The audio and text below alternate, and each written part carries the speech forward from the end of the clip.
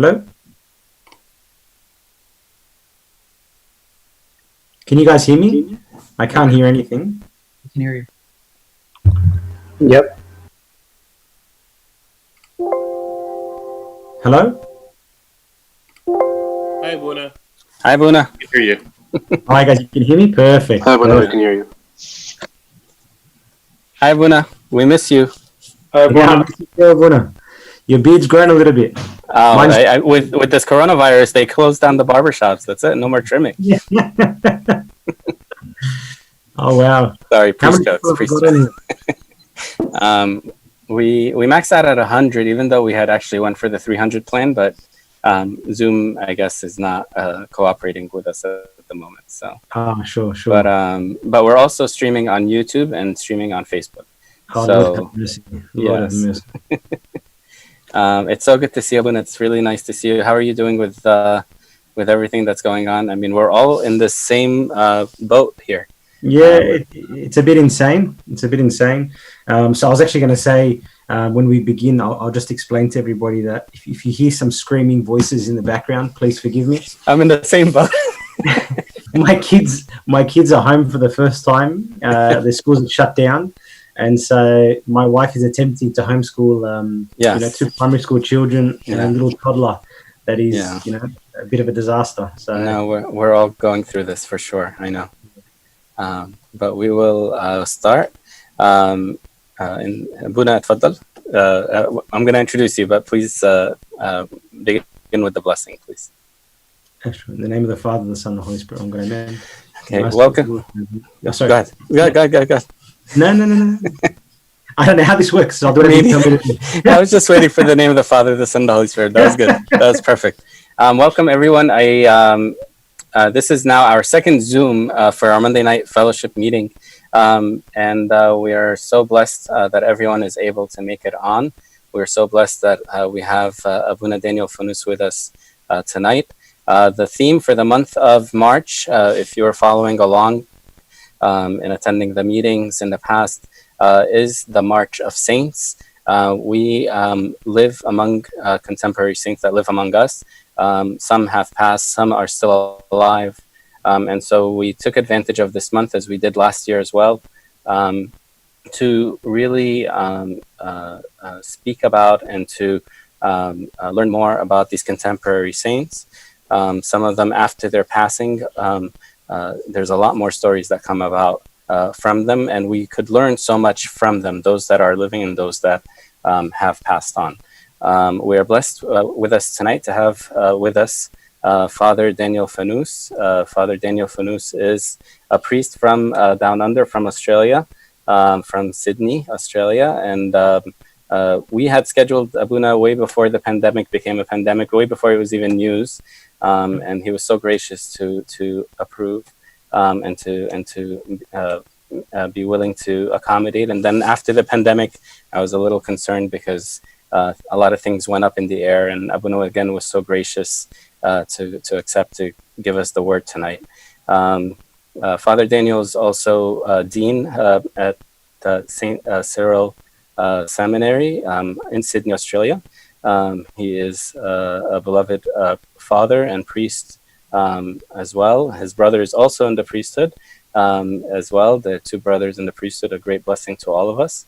And he is now also the author to a newly released book that many of you I know are familiar with and have already purchased and have already read, A Silent Patriarch, which is about the life of His Holiness, the late Saint Pope Kyrillos VI. Abuna, we're so blessed to have you with us, and we can't wait to learn and to grow with you tonight. Thank you, Abuna. No, thank you. It's really my blessing to be with you all. Again, forgive me that I apparently, as I was trying to log in, I was maxing out the group or something along those lines. So whoever is online and listening, forgive me if you can't get on or someone got dropped off because of me and I took your place. I'm very sorry. So I thought, given this particular crisis that's going on at the moment, to talk about the notion of humility, Pope Kyrillos, and Corona, and how they relate to each other. and how they relate to each other. And so we'll go through and discuss a number of things. You may have, if you've read the book, some of this may be familiar to you, but we'll go through it anyway. So St. Isaac the Syrian says, not every quiet man is humble, but every humble man is quiet. Not every quiet man is humble, but every humble man is quiet. And we'll see how that plays out in the life of Kyrillos. Also, we should keep in mind then C.S. Lewis, who says, true humility is not thinking less of yourself, it is thinking of yourself less. So we'll see how those two kind of quotes play through the life of Kyrillos, and perhaps how they can be useful for us as we then try to navigate our way through this corona pandemic. So right now, especially now, there is a deep need for humility and true humility. It's my deep blessing to speak to you, but us speaking about this is not just entertainment. We are all called to really foster and forge a real deep quality of humility, because it's vital, especially in these days of this unprecedented crisis. I'm not sure what it's like over there in New York, but I imagine it's pretty similar to what it's like here in Sydney. Here, everyone is panicked. The people are fighting over toilet paper. People are fighting over bread, over rice. A friend of mine went to go to the shopping center, and they eventually found some tomato sauce, but they couldn't find any pasta to put the tomato sauce on. And so everybody is panicked. People are fighting. And so now is the time for us to exhibit true humility that can be an oil that soothes the anxiety of those around us. And so with that kind of bit of context, let's begin. There's a very famous story in the Desert Fathers about St. Macarius the Great, where a demon comes to him and says to him, I suffer great violence from you, Macarius, because I cannot overcome you. For you see, I do all the things that you do. You fast, I eat nothing at all. You watch, I never sleep. Abba Macarius then said to him, what is that? What is this thing that you cannot overcome me? Because he says there is one thing which you cannot overcome, which you overcome me. What is that? Macarius asks him. Your humility, the devil replies. For because of it, I cannot overcome you, because of your humility. This was not just a saying. This wasn't just something where somebody decided to write this account down. This was actually something that St. Macarius himself lived out. And so, as many of you may or may not know, in the life of St. Macarius, he begins not in the desert. He begins on the fringes of a village. And on the fringes of that village, he is dwelling. And then one day, an accusation is made against him. A woman has fallen pregnant. She's unmarried. And so the people then ask her, who's then the father? She responds saying, the father is that monk that lives on the outskirts of the village. And so the people then go to this monk that they thought was a holy man, and they go with sticks and they beat him, and they said to him, how dare you rape this girl? How dare you get this girl pregnant? And so he goes silent. He doesn't defend himself. He doesn't say anything else. He just goes silent, and he says, truly, now I will work double as hard. I will increase in my labors. If I was making one basket before, I'll now make 2 baskets. If I was creating enough for 1 piece of bread, I'll make now 2 pieces of bread, so that I'll feed this woman and her child. And so the people then leave, and he, bears and endures 9 months of scorn of people, saying to him, who are you? You're disgusting. You're supposed to be a monk. You're supposed to be holy. And look at you, what you're doing, sleeping with this girl. And he bears it silently, until the lady eventually comes to give birth. And when she comes to give birth, she has an obstructed labor. So she's unable to give birth. The labor is just going on and on and on. The baby can't come out. And as you know, back then compared to now, medical care was extremely poor. And so if a woman has an obstructed labor, effectively she dies, baby dies. There's no cesarean sections, there's no kind of suction, there's no vacuums, there's nothing else they can do about it. And so after something like 20 hours of obstructed labor, one of the people says to her, surely something must be wrong. You must have done something. There must be some reason why God's curse has come upon you. And she then responds and says, truly, there is. 9 months ago, I accused that monk Macarius, but it wasn't him. It was a young farmer boy that, stuck into the barn late at night. And so I falsely accused Macarius. And so the disciple of Macarius, hearing this, sees the people in the village quickly start running towards Macarius to ask him for his prayers and to ask for forgiveness for scorning him. And so the disciples runs and tells Macarius, the people are coming to apologize to you because this girl is in obstructed labor. When he gets to Macarius, he tells him, Macarius says, thank you, does the sign of the cross, and then goes. As soon as he goes, the girl's labor is unobstructed and she gives birth. The people can't even come to St. Macarius in order to say to him, forgive us, we apologize. He's gone. And he disappears then into the deeper desert and beginning the life of Macarius as we know it. And so you see this in the life of Macarius, in St. Macarius, that humility is so deep that he bears insult without a question. He doesn't defend himself. And then beyond that, when they come to apologize to him, again, he won't even accept their apology. He disappears. He doesn't need it. And so because of this, the devil says to Macarius, your humility, because of it, I cannot overcome you. And so I thought to use this story as kind of a bit of an entrance to the life of Pope Kyrillos, in the life of, so we can understand the idea of humility, because it's something that speaks on a number of levels to what we'll talk about now. So, well, first of all, what value is there in a life? What value is life? What's the point of talking about the life of Pope Kyrillos? Is it so that we can go through some kind of fascinating, historical figure and look at his life and see what that means? I actually think that there is nothing value in a human life. There's nothing fascinating about a human life. It's just history. Like the scriptures, it's not about what the text meant, but what about the text means for us today. To look at scripture, as Origen says, and look at it and sees, there's a movement, there's an exodus, they go from village X, from town Y to Z. What does that mean? That means nothing. That's just a historical account. The value is in when you unveil the scripture and see what's underneath. Christ. So that means that the value is not what is written in the text only, but when we unveil that text, what it means for us. So as St. Paul says, what happened in a figure but was always for us. So that means that the life of Pope Kyrillos is only valuable to us if it is something for us today. Reading as a historical account, great. It's like reading any historical novel. It's like reading Napoleon, reading Julius Caesar, whatever you want to do. It has no value unless it is of action, of meaning for us today, like scripture. So let's talk a little bit then about humility and what the actual word, the etymology of the word is. So it comes from the Latin word humilitas, which means a lowness, a meanness, a baseness, from humilis, which means lowly, humble, or earth. So somebody that is close to the earth. The Greek word for humility, again, is related to that a little bit, with this idea of being lower, humble, or having a moderation inside myself. There's another word in English which sounds very similar, humiliation. And that comes from the Latin word humiliationem, which means a humbling, a humiliation, which is the act of humiliating or humbling or abasement or mortification.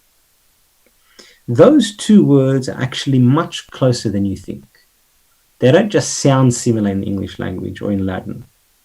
They are organically linked. The two of them are organically linked. So let's then talk about what humility is and what humility is not. Because it's no good calling us all to be humble as a way of kind of soothing the world at the moment in this crisis. We have to actually understand what humility is and what humility is not. I remember when I was going in Sunday school in pre-servants, which I don't know if you guys have pre-servants in New York, but the kind of program afterwards to prepare you to be a servant. I wasn't the best of kids that was in the pre-servants class. I was always quite cheeky and wouldn't listen to anything. And one of the servants didn't like me very much. And I always felt that the reason he didn't like me very much is because I didn't go around beating my chest. And so if there were kids in the class that were always like eyes down and beating their chest, he loved them. But any kids that are a little bit loud, he kind of thought we were just useless to the service. And he was probably right. Until I read this story. And when I read this story, I said, you know what? Maybe I'm actually humble. Maybe I'm actually humble. I'm obviously not humble by saying that, but you get the point. So a brother went to find Abba Serapion. And according to his custom, this is from the Desert Fathers, the old man invited him to say a prayer, but the other, calling himself a sinner and unworthy of the monastic habit, did not obey. Next, Abba Serapion wanted to wash his feet, But using the same words again, the visitor prevented him, saying, I cannot accept this. Then Abba Serapion made him eat, and he began to eat with him. Then he admonished him, saying, My son, if you want to make progress, stay in your cell and pay attention to yourself and your manual work. Going out is not so profitable for you as at remaining at home. When he heard these words, the visitor was offended, and his expressions changed so much that the old man could not but notice. So he said to him, Up to now you have called yourself a sinner and accused yourself of being unworthy to live. But when I admonished you lovingly, you were extremely put out. If you want to be humble, learn to bear generously what others unfairly inflict upon you, and do not harbor empty words in your heart. Hearing this, the brother asked the old man's forgiveness and went away greatly edified. Humility is often misunderstood. We often think about humility as exactly what that visitor was doing. Come say a prayer. No, I can't. Come and eat with me. No, I can't. I don't eat. Let me wash your feet. No, unworthy. You could never wash my feet. You could never wash my feet. So then it's a voluntary act of me putting myself down. And that's what this visitor does. So then Serapion then starts to put this person down and say, what you're doing is unwise. Why do you even come here in the beginning? Go back to your cell. As soon as he said that, the visitor became shocked. His face visibly changed. Because he couldn't handle somebody else putting him down. He could put himself down, but he couldn't accept for somebody else to put him down. And this is then the difference between humility and false humility and true humility. Putting myself down achieves nothing. If I'm in a line and I say, no, I'm not worthy, I'm going to go to the second in the line and you can go first, is very different to me standing at the front of the line. And I should be at the front of the line. I have every right to be at the front of the line. I've worked to be at the front of the line. And then somebody comes and says to me, you there, you're unworthy. Get to the back of the line. That will then test my humility. I will then see at that point how humble truly I am. Am I humble, or am I just acting like I'm humble? And so then there is a beating of the chest versus true humility. So what then is humility? To get a sense of what real humility is, we have to look at Pope Kyrillos' adopted spiritual father, St. Isaac the Syrian. If you've read the book, you'll notice that I talk quite a lot about St. Isaac the Syrian, with good reason. St. Isaac the Syrian was a very unusual spiritual father, because he lived centuries and centuries and centuries before Pope Kyrillos. There's often a saying that if you know a man, you know his father. If you know a man, you know his father. Or you may prefer, an apple never falls far from the tree. Because what you see in a son is often reflected in the father, and what you see in a father is often reflected in the son. Father Mina's first spiritual father, Abuna Abdul Masih al-Masudi, who was a prolific scholar, gave him a manuscript. It was St. Isaac the Syrian's The Ascetical Homilies.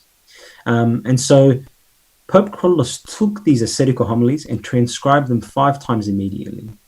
He immersed himself in the thought world of St. Isaac the Syrian. And from then on, even as Pope Kyrillos, after he became patriarch, he would always cite St. Isaac the Syrian. Almost all of his letters, if he's going to quote a church father, it's St. Isaac the Syrian. Even his maxims that he speaks, that people think is Pope Kyrillos, is actually often him just repeating the words of St. Isaac the Syrian. And of course, many people have noticed this, but it's almost always been noticed superficially. We never quite notice how much St. Isaac the Syrian transformed Pope Kyrillos, how much St. Isaac the Syrian was actually the spiritual father of Pope Kyrillos. And so if you really want to understand who Pope Kyrillos is and his meaning for us today, then you actually have to probably immerse yourself in the writings of St. Isaac the Syrian. At the beginning of when he was then Father Mina, Pope Kyrillos wrote in an autobiographical fragment about his years after he was tonsured as a monk. And he says, I began to learn the rules of monasticism from the fathers and started studying the books of the saints, especially those written by the great St. Isaac the Syrian. And I began to feel the grace of God growing within me day by day. Or elsewhere he wrote, I had always longed for the path of solitude, the path that so many fathers have pondered, especially St. Isaac the Syrian, who commands all monks, saying that every monk who has left the world and join monasticism should not stay too long with the assembly. And so, from the beginning, Pope Kyrillos took to himself St. Isaac the Syrian as his spiritual father. And the only way that you can probably describe it is that of a patristic discipleship. A patristic discipleship. And it's not unheard of in the Orthodox tradition. Often you'll find the idea of if a spiritual father is lacking, then you can look to the Holy Fathers. And so that's exactly what he did. That's exactly what he did. Even at one point, when he was ordained as patriarch, they asked Pope Kyrillos, what was your favorite book? And he responded saying, the book of Abba Isaac the Syrian, which discusses the life of solitude and silence. And so even from the beginning, he's making it very clear that he is living these words. Today, one of the things that we do, and I'm the greatest of sinners in this aspect, is that we read everything. We read so much, God knows how much I read. And so when you read so much, words to a certain extent also sometimes become a little bit worthless. Pages become worthless. Ideas become worthless because there's so many of them. I read them so quickly that I haven't got a chance to live them. This was very, very different. Every word was transcribed, copied, memorized, breathed, lived, incarnated by Pope Kyrillos. Every single word. It started to form part of his being. Even in 1966, there was a German scholar, Otto Meinardus, who flew into Waderian to meet the monks of Abuna Matel Meskin, even though he's a saint, Abuna Matel Meskin at that time. And when he went to meet him, he found something very interesting. Abuna Matta said to him that he had acquired a copy of the ascetical homilies of St. Isaac the Syrian from Father Mina. Okay, and that copy was actually in Father Mina's handwriting. And so it was then one of those copies that Father Mina had transcribed. He gave that copy to Abuna Matta. And actually, if you read in the Orthodox prayer life, you will notice that when the reference some of those homilies, in sometimes according to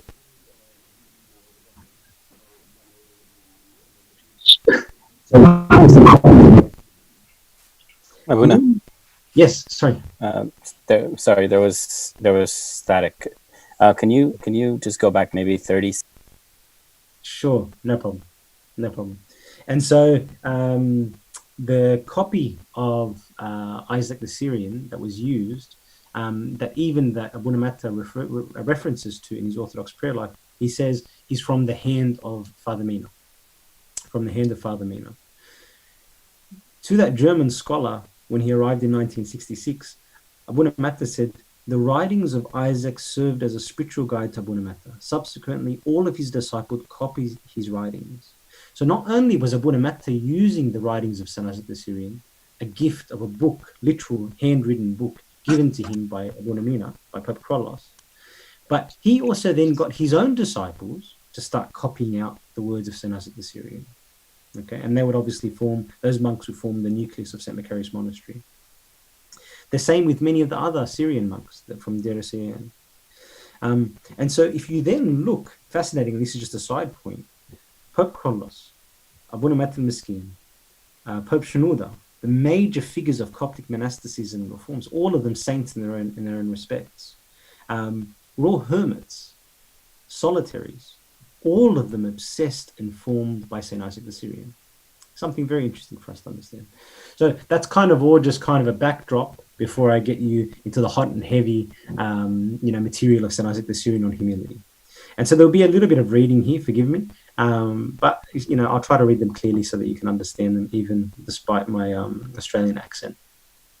Australians apparently not as articulate as Americans, so you'll have to forgive me. So St. Isaac the Syrian says this: being quiet or gentle by nature is not true humility. There is a difference between natural and supernatural humility.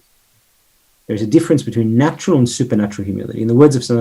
Isaac the Syrian, he says this: do not adduce for me as an example those who are humble by nature.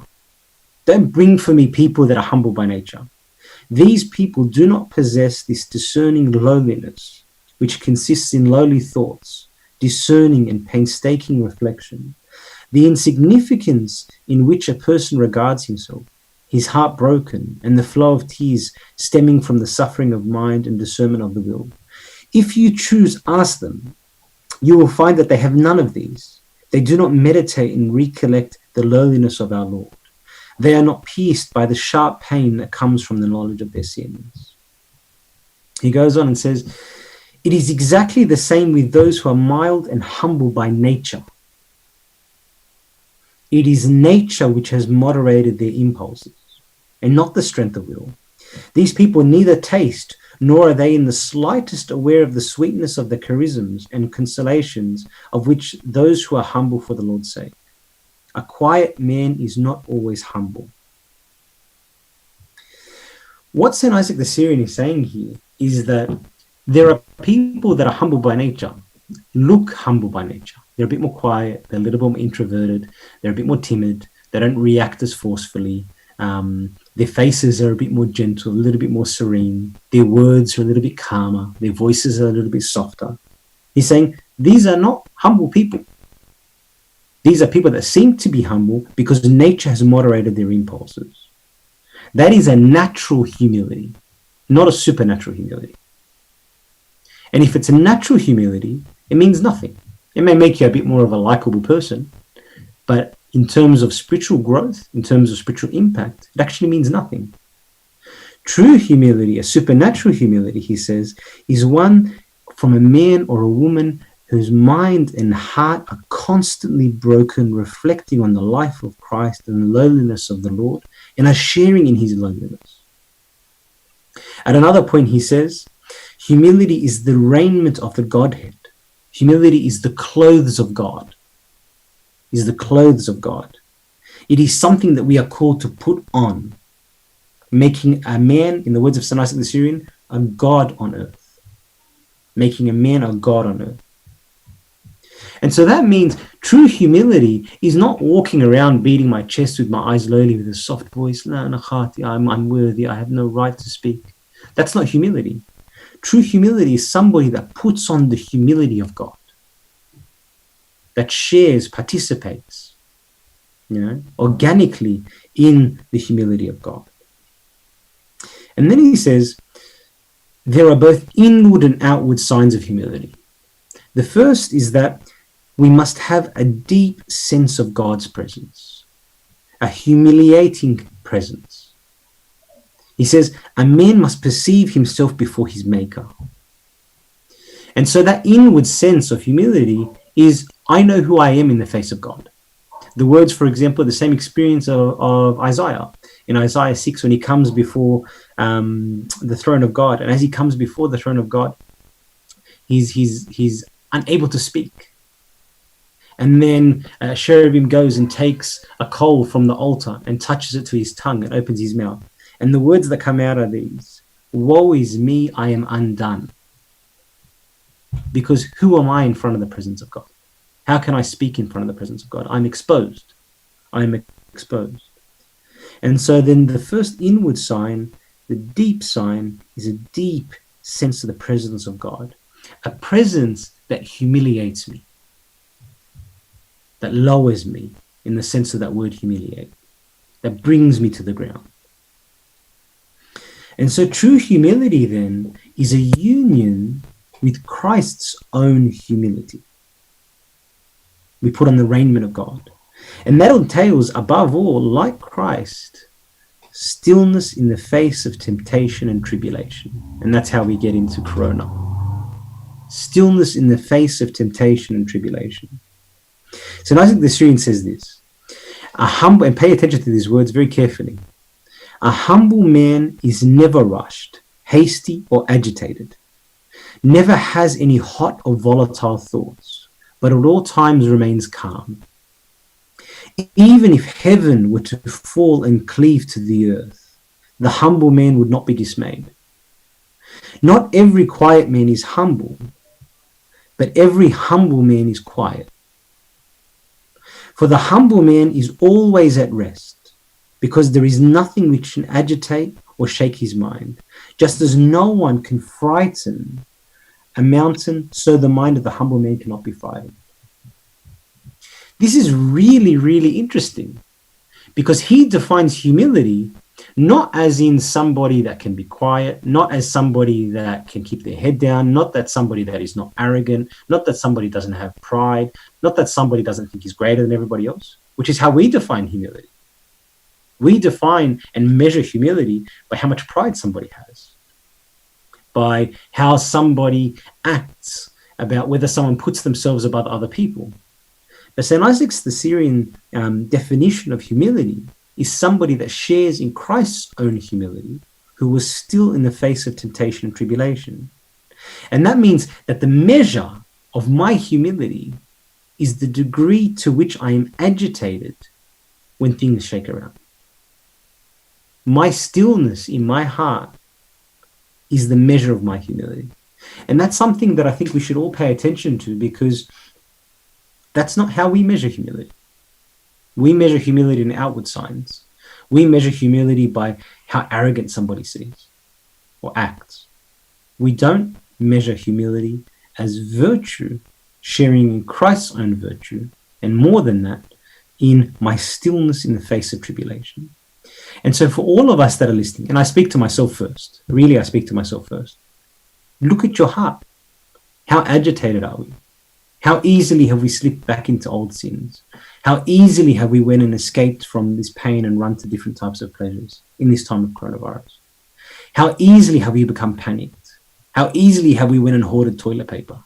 How easily have we ran to do these things? Have we been still? Have we been a source of peace to those around us, our families, our colleagues? Or have we been panicked like everyone else? Because if heaven were to fall and cleave to the earth, the humble man or woman would not be dismayed. That is the measure, and that is the marker of humility. Simple. Simple. It reminds me of an unrelated story, and I won't mention the name of the monk because it's an interesting story. But you can all figure it out at some point. He's passed away now anyway. He was a bit of a crazy fool, a holy fool. He used to act a bit nuts. Whether he had a little bit of personality in him that was a little bit crazy as well, it's hard to say sometimes with these holy fools. But he was certainly a bit of a joker, but an extremely holy man, a saint. And at one point, this was back, I think, in the 1950s or 60s or something like that. One of the bishops had just received a brand new Mercedes. No one had cars at the time. And so this bishop had received this brand new Mercedes. Someone had bought it for him, or he had bought it for himself. I have no idea. And so he went and drove into the monastery, St. Macary's monastery, and was very proud of this beautiful Mercedes, was showing it off to the monks. And so this monk went and then looked and goes, Sedna, it's a beautiful car. It's really like a beautiful car. He said, what's this? And this was before the days that the Mercedes symbol was screwed in. So it was actually attached to the hood of the car. And so he goes, what's this? And he grabbed it and goes, and broke it off. And then he took it. He goes, oh, I'm so sorry, Sedna. I'm so sorry. And then Sedna said to him, what are you doing, you crazy monk? That's a brand new car. It's a brand new Mercedes. That's it. Go get all of your belongings and go sit in the car. I'm going to take you away from the monastery. And so the monk said, I don't really have anything. So he just sat in the car. Didn't take any belongings with him. And so he took that monastery to the monastery of Bush, which is one of the dependencies of the monastery, and dropped him off there. He left him in that dependency for 1 year. That monk didn't complain, didn't open his mouth, didn't speak about it, just continued living his monastic life, doesn't matter where he is. After a year, the bishop remembered that he had left that monk in that monastery, away from his monastery for a year. So he went to him and said to him, forgive me, Father, I got a bit ahead of myself, forgive me. He goes, go get your belongings and come back to your monastery. He goes, okay. And just walked into the car and sat down. He didn't have any belongings. He was unfazed. Nothing touched him. He was still. It didn't matter what happened, he was still. And so that is then the marker of humility. St. Isaac the Syrian then goes on and says, the man who endures accusations against himself with humility has arrived at perfection. This teaches, Isaac says, will be a sign for you.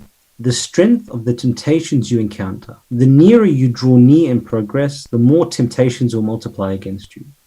Know that at the time your soul has in fact secretly entered a new and higher level.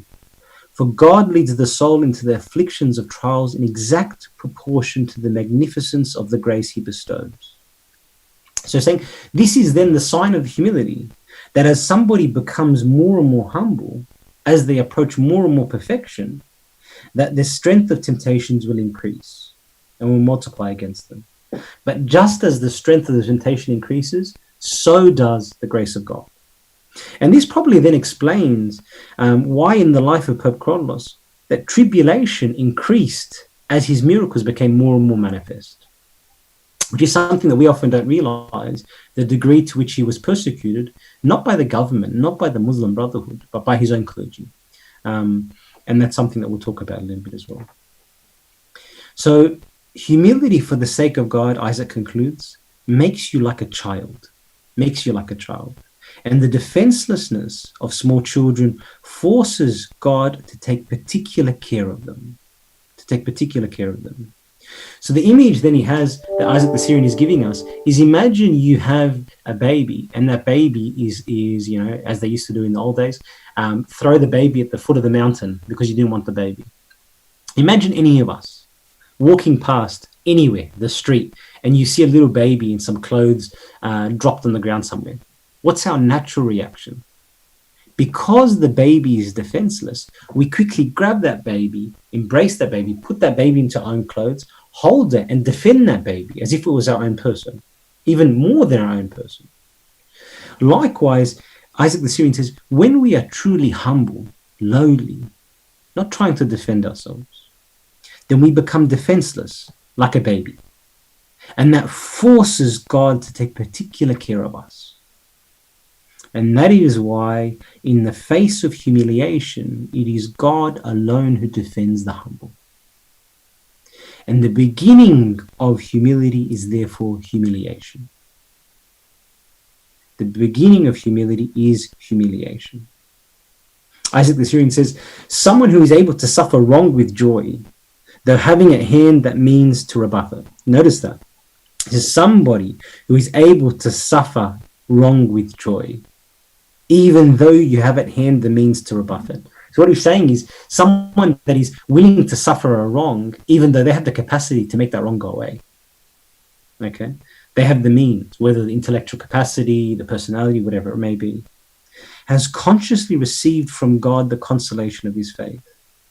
The man who endures accusations, or woman, who endures accusations against himself with humility, has arrived at perfection, and he is marveled at by the holy angels, for there is no other virtue so great and so hard to achieve. These are the words of St. Isaac the Syrian. These are the words of St. Isaac the Syrian. And I think we should pay attention to them. We should really pay attention to them. St. John Climacus, at one point in his Ladder of Divine Ascent, says that just as Satan fell from heaven because of one vice, pride, man can raise from earth to heaven by one virtue, humility. Because when we are humble, we put on the humility of God. We become defenseless, so he defends us. What's really interesting, just to kind of shift direction a little bit, is that sociology actually agrees incredibly with this. And I'm talking about sociologists who aren't even Christians. If you go through sociology journals, you'll find that humility is its own kind of genre, its own kind of motif or topic of literature. So in one of the sociology journals says this: humility is most accurately judged in situations that evoke egotism under strain, i.e.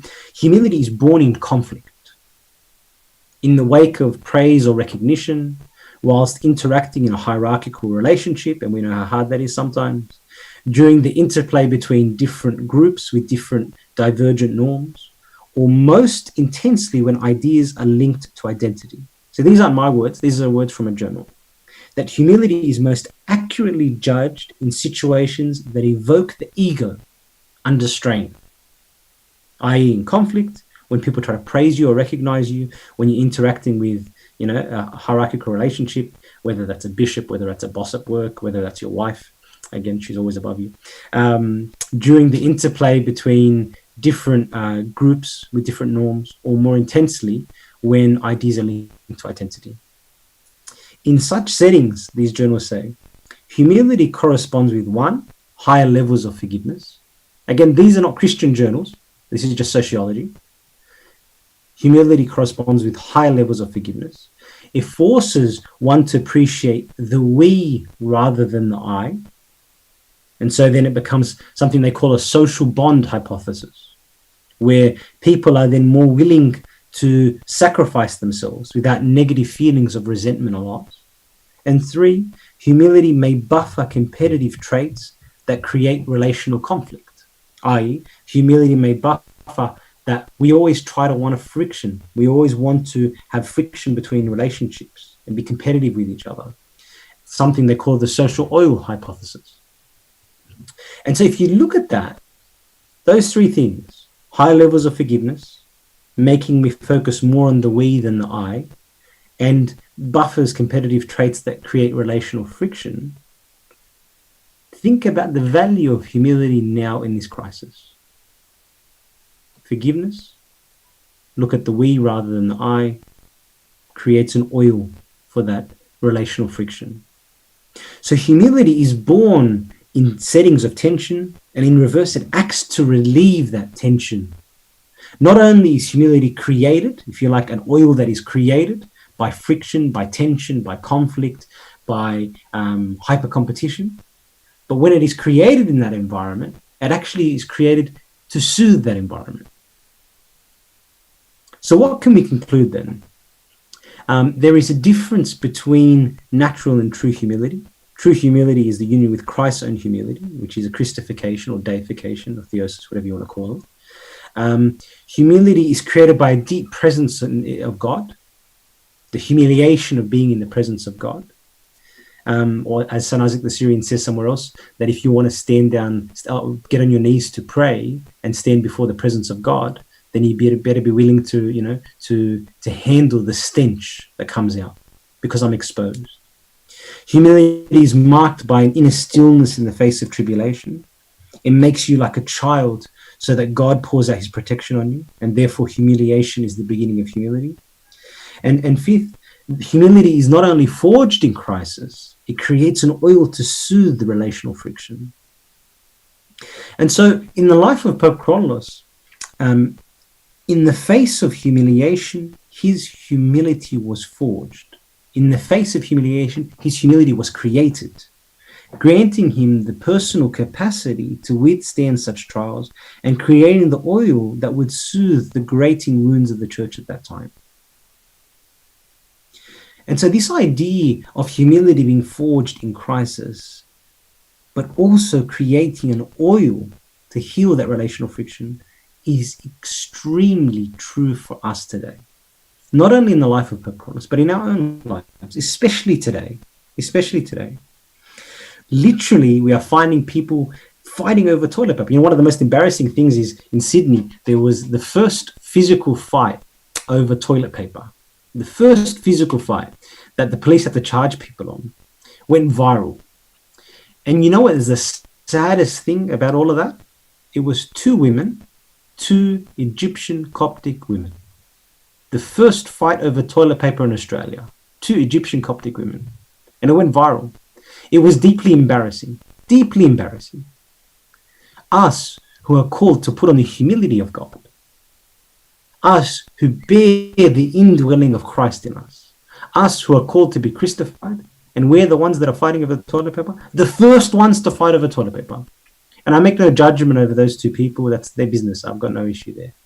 But what I'm trying to say is sometimes we forget why we are in church. We forget why we are baptized. We forget why we commune in the Eucharist. We forget why he is in us. It's so that we can bear his humility. We can share in his humility. We can become an oil then for the world, not a fire.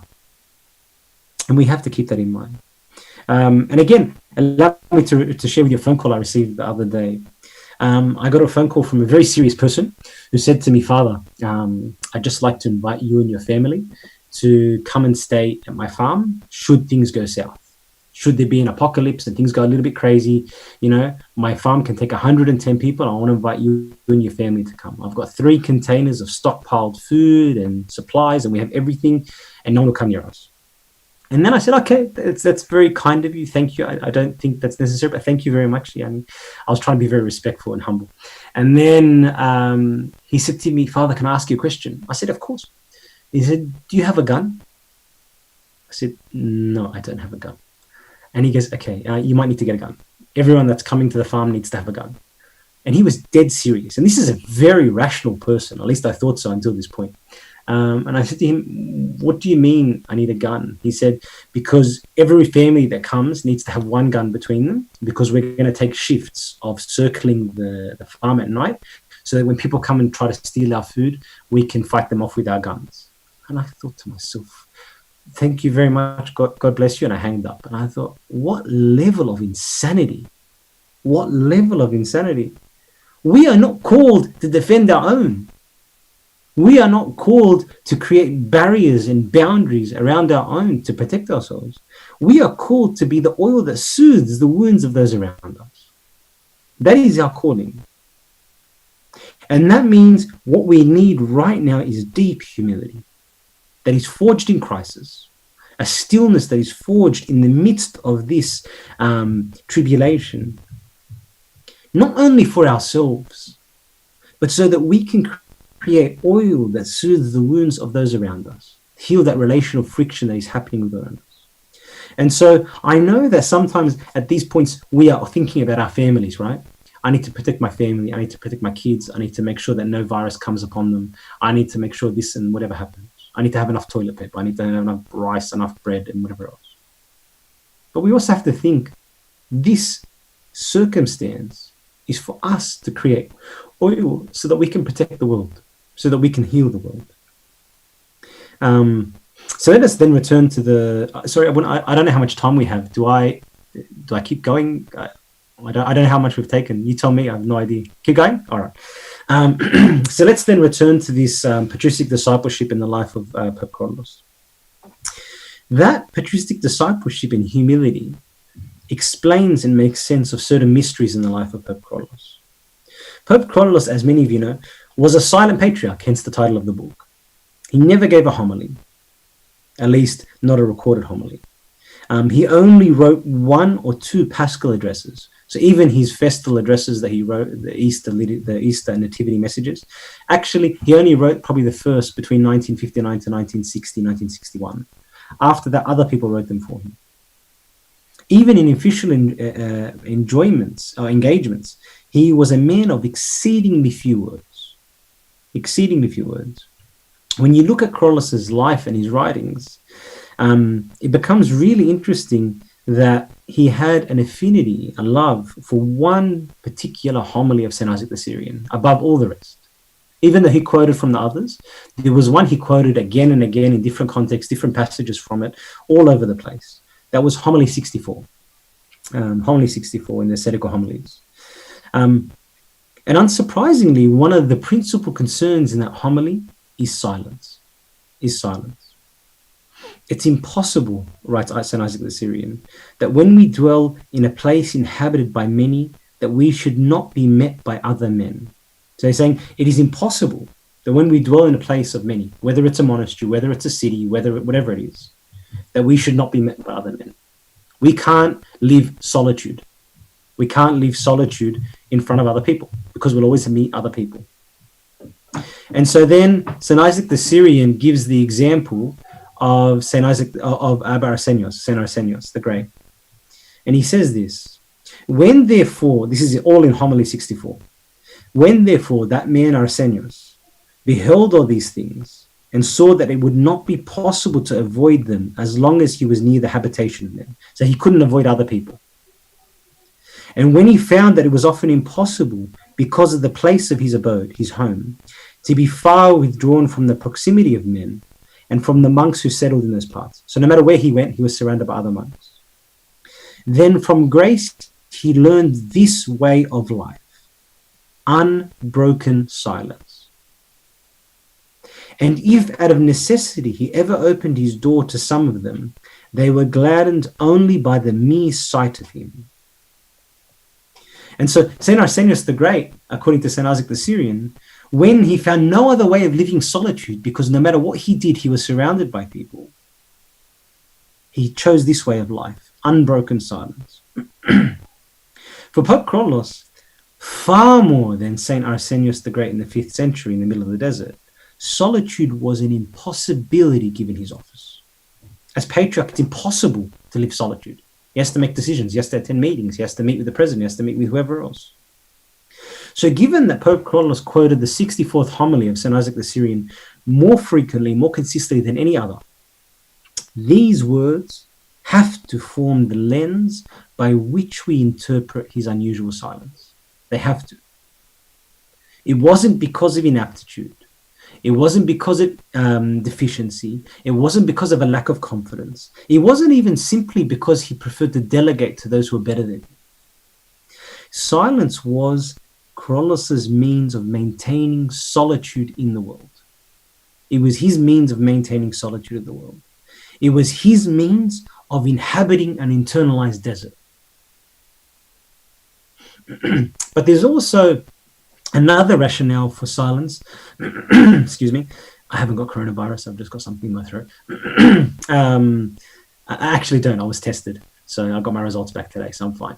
So don't ask. There's another rationale that is found at the end of the homily, where St. Isaac the Syrian says that, and for St. Isaac the Syrian, stillness is related to silence. He says this: even if you are wronged or cheated or mocked and so forth, you will not be moved because of your love of stillness, silence. Whoever enters into stillness without this continual rumination will not be able to bear those things that we are obliged to undergo and to endure from all sides. So Isaac the Syrian is saying, unless you are silent, unless there is silence in your internalized desert, you cannot bear the tribulations that come upon you. You cannot bear them. Pope Kyrillos, as I said, was acutely mocked and persecuted from the very beginning of his monastic life until his death. But no matter the accusation, the attack, or the abuse, those closest to him insist he never lost his inner peace. Why? Because silence forged within him an inner stillness, the gift of humility in the face of a relentless tribulation. And that's something really important for us to understand. You know, one of the things that I tried to make clear in the book is that we often think or don't think about Pope Kyrillos and his persecution. We think that he was a saint, and so he must have been received as a saint in his own time. But that actually is not the case at all. It's not the case at all. When I was visiting, I won't say the abbot of which monastery, but one of the bishops of the largest monasteries in Egypt, I said to him, tell me about your first experience with Pope Kyrillos. He goes, I can't. There wasn't a first experience. He goes, when I entered into the monastery in 1959, the same year that Pope Kyrillos was made patriarch, he goes, for the first 3 or 4 years, he goes, every time the name of the patriarch came up, all of the older monks in the monastery cursed him. And they would tell me, never meet him, never greet him, never kiss his hand. He's a sorcerer. Because these were the most respected monks at the time. He was a sorcerer. And this was the feeling of many of the people at the time. The clergy were the ones that gave him grief. And so for Pope Kyrillos, this became something that had to be incarnated in a very real level. As I said, words to us become worthless, but to him they weren't worthless. He lived them. He lived them. And so around Pope Kyrillos' cell was scattered through actually many of his letters, is found one maxim, one saying of St. Isaac the Syrian in particular, to the extent that people often think it's Pope Kyrillos' words, but it's not. Honor flees away from before the man that runs after it, but he who flees from honor, the same will it hunt down, and he will become to all men, it will become to all men a herald of his humility. There is no theme as prevalent as humility in the Harbour of Salvation, the early journals that he wrote, as humility. In one letter that he wrote to Abuna Macarius Rieni, the future Amber Samuel, he says, truly, my son, I am very sad because I cannot achieve humility up until now. Up until now. At one point, I asked Father Rafael of Amina, who was Pope Kyrillos' deacon for some 5 years, and I said to him, "Tell me something that that people don't really talk about with Pope Kyrillos." He said to me, "You know why he was a saint? One reason: he surrounded himself with those who did not flatter him, but those who opposed him."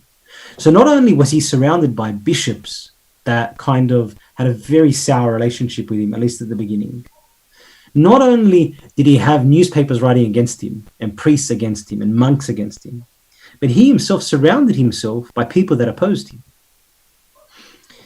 As a young monk, for example, his brother Hannah, Pope Kyrillos' brother Hannah, would always rebuke him. So if you read some of the letters, and God willing, this will be a project in the future, that at one time when Pope Kyrillos, when he was young Father Mina, tried to enter into solitude, to leave the monastery and go into a cave in the middle of the desert to have deeper solitude, his brother rebuked him and said, "Why are you so arrogant? Who do you think you are? Are you doing this just because you want people to look at you so they can make you a bishop, so they can make you famous? What are you doing this for?" And so he wrote about his brother, and Abu Rafael of Amina said this. He goes, "I was serving the patriarch for 5 years. There was not a single time that Hannah, his brother, told him, 'You are good, you are a saint.' Instead, each time his brother came to him, he would ask him, 'Why did you do this? Why would you do that? That makes no sense.' And precisely because of this, Kyrillos respected him greatly.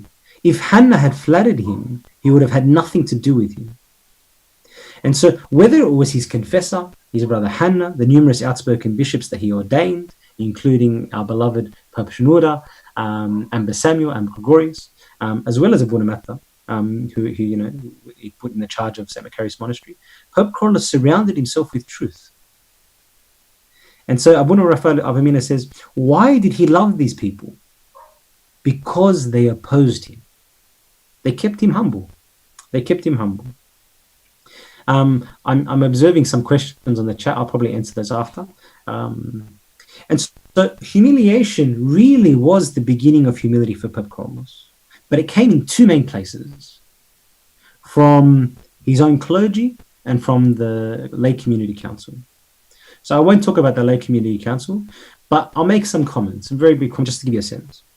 On one occasion, Pope Kyrillos gave his disciple a stack of incoming letters. And the disciple, seeing that Pope Kyrillos was very exhausted, started to read them. And then changed his mind and said, "Now please give me permission that I can destroy these letters." But Pope Kyrillos insisted, this disciple says, that I should read them to him. And after I did, he smiled and said, "Don't worry about this, my son, nor become disturbed. May the Lord look at me and have pity on me. Worse than that has been said, but thanks to the Lord, he has saved and watched over me." These words were filled with so much scorn and accusations and mockery. And yet Pope Kyrillos loved them. After he died, when they examined his private drawers, they found in his drawers nothing, pretty much nothing, some little trinkets and things like that. But the only letters they found in there were the ones that Pope Kyrillos thought worth keeping, the ones that accused him, the ones that scorned him, the ones that mocked him, the ones that criticized him unfairly, because he felt that these were worth keeping. These were worth keeping. I asked the disciple of Pope Kyrillos, Father Rafael of Amina, about these letters, whether he still had these letters. And he said to me, he goes, "I kept them. I kept them until the year 2000, when I couldn't bear to have them in my cell anymore, and I burnt them. He goes, I couldn't even bear to have them in my cell anymore." Which is a bit of a shame. It would have been interesting to see what Pope Kyrillos, the benefit he took from them. But so is the will of God. And then the problem of prayer was a huge one. As I said, most people don't realize how much he was scorned. And often it was to do with two issues: the prayer and the miracles. One of the reasons why I said that people thought he was a sorcerer was because of miracles. They couldn't understand them. We are so used to thinking of people in the 1950s and 1960s as if they were, especially in Egypt, as if they were superstitious, they were pretty much semi-pagans, and they just believed anything, and that's why they accepted all these miracles. It's actually not the case at all. If you look pre-1959, so pre the reign of Pope Kyrillos, and look at all the patriarchs before him in the previous 60, 70 years, none of them were miracle performers. It is scarce even to find a saint in that previous 60 years that perform miracles. You know, if you look after him, people that are beloved in the Coptic imagination, people like Pope Shenouda, Habib Getkus, these people weren't miracle performers. And so Pope Kyrillos was an anomaly. They didn't understand these miracles. They hadn't seen these miracles. They couldn't make sense of them. And so they felt he was a sorcerer. One of the people that told me this actually was my own confession father, who was one of the students at the theological college at the time. And he said, he goes, we didn't go anywhere near Pope Kyrillos. He goes, our Sunday school teachers told us don't go near him. He does black magic. He's a sorcerer. And if you read in the accusations from the newspapers at the time, they were the same thing. People couldn't understand him. He was an anomaly. But strangely, even more than the miracles, the things that most afflicted the people was prayer, the problem of prayer. They couldn't understand him. Abuna Loisidoros, who I think is actually serving in California, wrote, the greatest thing that caused difficulty for Kyrillos at the beginning of his patriarchate, that provoked criticism from elders, bishops, priests, and foreigners, was that they said, we wanted a patriarch, not a chanter. What is this? All day and night in psalmody, prayers, matins, vespers, liturgy, and you just leave the church the way it is. The church needs reform, healing. It needs one to go on its behalf to the government and the president, one who can understand these issues and bring results for the Copts. So arise the tide of criticism against him because of this one thing, prayer. And so throughout, and I give many of these accounts in the book, people were accusing him. Who is this patriarch that does nothing but stay silent and pray? It made no sense. And so I think I've went a little bit long, so I won't kind of go through the material on the community council, and I'll kind of skip to the take-home messages before I take some questions. But the take-home messages are these. The difference between natural and true humility. True humility is union with Christ's own humility. It's not going around beating your chest. You can be the most loud, extroverted person and be the humblest person on the earth. It's marked by inner stillness in the face of tribulation. It makes you like a child who pours out God's protection, who God pours out protection on, through silence, through humiliation as the beginning of humility. And so then the marker of my humility is not how loud I am, is not how boisterous I am, but is very simple, how still I am in the face of tribulation. And if I'm then still in the face of tribulation, humility creates an oil to soothe relational friction. And again, this is not a historical talk. This is the solution to our problems today. And so one of the last things I'd like to say to you all, and I say it to myself first, please forgive me, is that we are called to be the salt of the earth and the light of the world. Think about those words. Salt of the earth. Not the salt of one piece of T-bone steak and its length, forgive me. But we often think about ourselves like that. If we are called to be the salt of the earth, and we keep pouring the salt on one piece of meat in our church, in our parishes, in our Coptic diocese, and we just keep putting more salt, more salt, more salt, more salt, what happens to the piece of steak? It becomes over-salted. It becomes inedible. In actual fact, loses its flavor. Being salt of the earth means that we are called to give that salt to everyone, to bring out the flavor of the earth from everyone, Christian and non-Christian alike. We are the light of the world. That means that if you took every single candle that we have in our hands, however many people in this chat room, and you took those candles and you put them in one single room, once you got beyond 2-3 candles, there's no more addition of light. The place is saturated by light. Everyone else is useless. We are not called to be the light of one parish, one family. We are called to bring that light to everyone around us. A room that is overlit, no benefit. A piece of steak that is oversalted, disgusting. And so this is the time now with this pandemic that we bring peace to all of those around us. Not just our families, not just our immediate families, our parishes, our churches, but everyone. This is the time that we witness. This is the time that we become truly the salt of the earth, truly the light of the world. This is the time when our humility, our stillness in the face of tribulation creates that oil to soothe the relational frictions of the people around us. So that we are not the ones fighting over toilet paper, we are the ones finding people toilet paper. You know, Origen, I'm going to call him Saint Origin, is when he was talking about the martyrdoms in the early church, he says that at one point they came back after burying people. So they had just buried the martyrs, and he'd come back into the church, and so he's speaking and saying to them, "This is our true witness." The word martyria. This is our true witness, that we are still in the face of tribulation. And then he says to the catechumens, "You catechumens, you're being instructed in the faith. You're being prepared for baptism by many lectures and many talks and many other things." He goes, "But today, witnessing these martyrs, seeing them be still in the face of their own martyrdom, you have heard a million lessons. You have been convinced the faith of Christ more than 1,000 words." And I think that is something for all of us to take, really something. This is our time to witness. In the 3rd century, when there's pandemics descending upon Alexandria, the pagans left the city. The Christians didn't leave the city. The Christians tended to the pagans, to the sick, to the dying, to the extent that many of them died. This is our witness. Julian the Apostate, when he writes, and he was a pagan, in his accusations against the pagans, says to the pagans, "Why is it that the Christians care for the sick? Why are they caring for us? Why don't we do this?" So even a pagan was witnessing what the Christians are doing. This is our chance for witness. This is our chance to become the salt of the earth. This is our chance to become the light of the world. Let all of us, in our own ways, in our own capacity, remember that. Bring comfort to people around you. Bring peace to people around you. Because in doing so, as I said, humility is both forged in crisis, but at the same time, humility creates an oil to deal with that crisis. And we're all called to do that, just as Pope Kyrillos was called to do that. God bless you all. Forgive me for talking for so long. Thank you, Abuna, so much. That was wonderful. And I keep getting private messages saying, "This is amazing. This is wonderful. This is beautiful." I want to open up the floor for questions.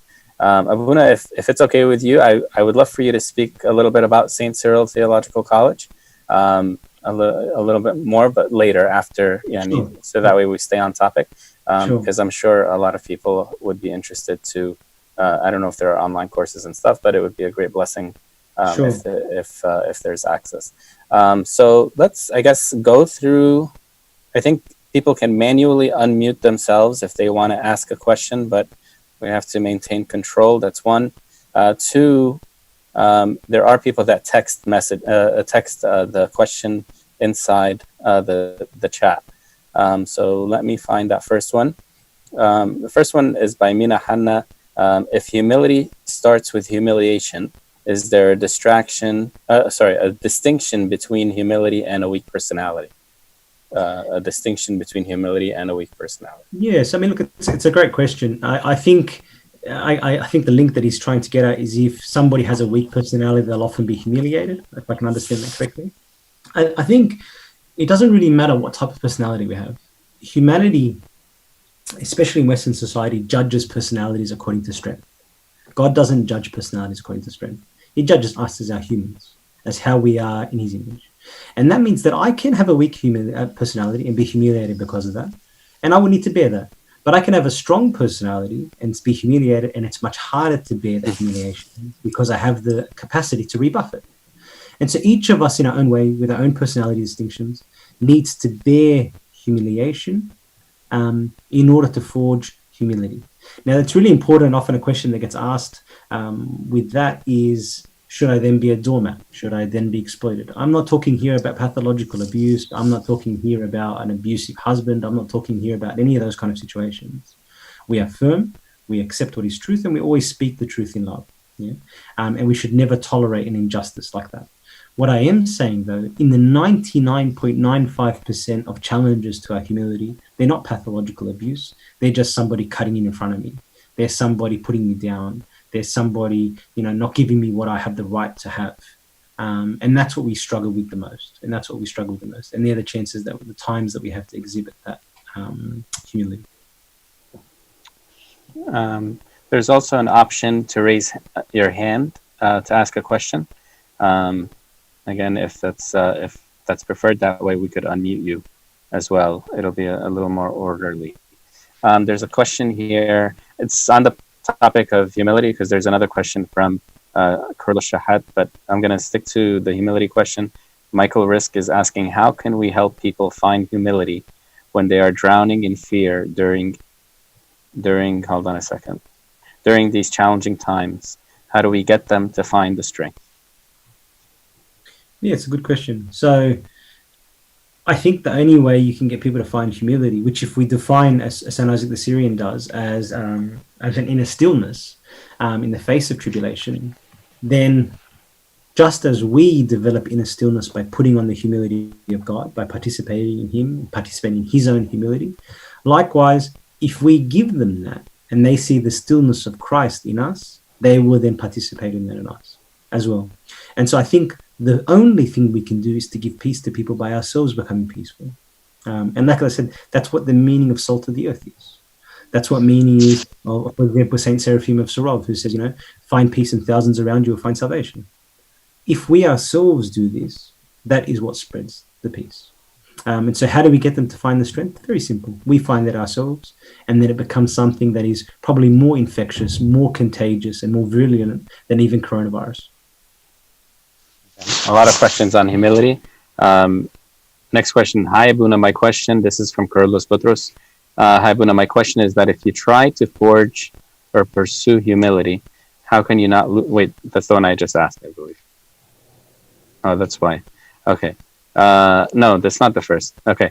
Hi, Abuna. My question is that if you try to forge or pursue humility, how can you not lose yourself in the process and defeat the purpose of trying to pursue those beginning stages of humility? I'm not sure I quite understood the beginning part of that question. So I believe the follow-up, the following question is a lot shorter, and I believe it's the same question. How do you attain humility without losing humility? Okay. How do you attain humility without losing humility? I think, look, like everything else, like our Lord teaches us, we begin in the small things. We become faithful in the small things.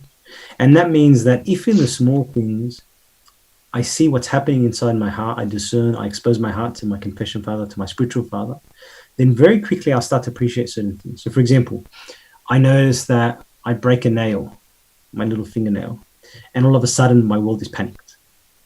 Instead of just tolerating that and realizing, oh, I've just panicked, stop. Take that to God in prayer. Sit with yourself, sit with your confession and say, why am I so shaken by such stupid little things? Why am I so disturbed? What exercises can I have in order to overcome this? Same thing, for example, you're a guy, you like a girl. You smile at the girl, she doesn't smile back at you.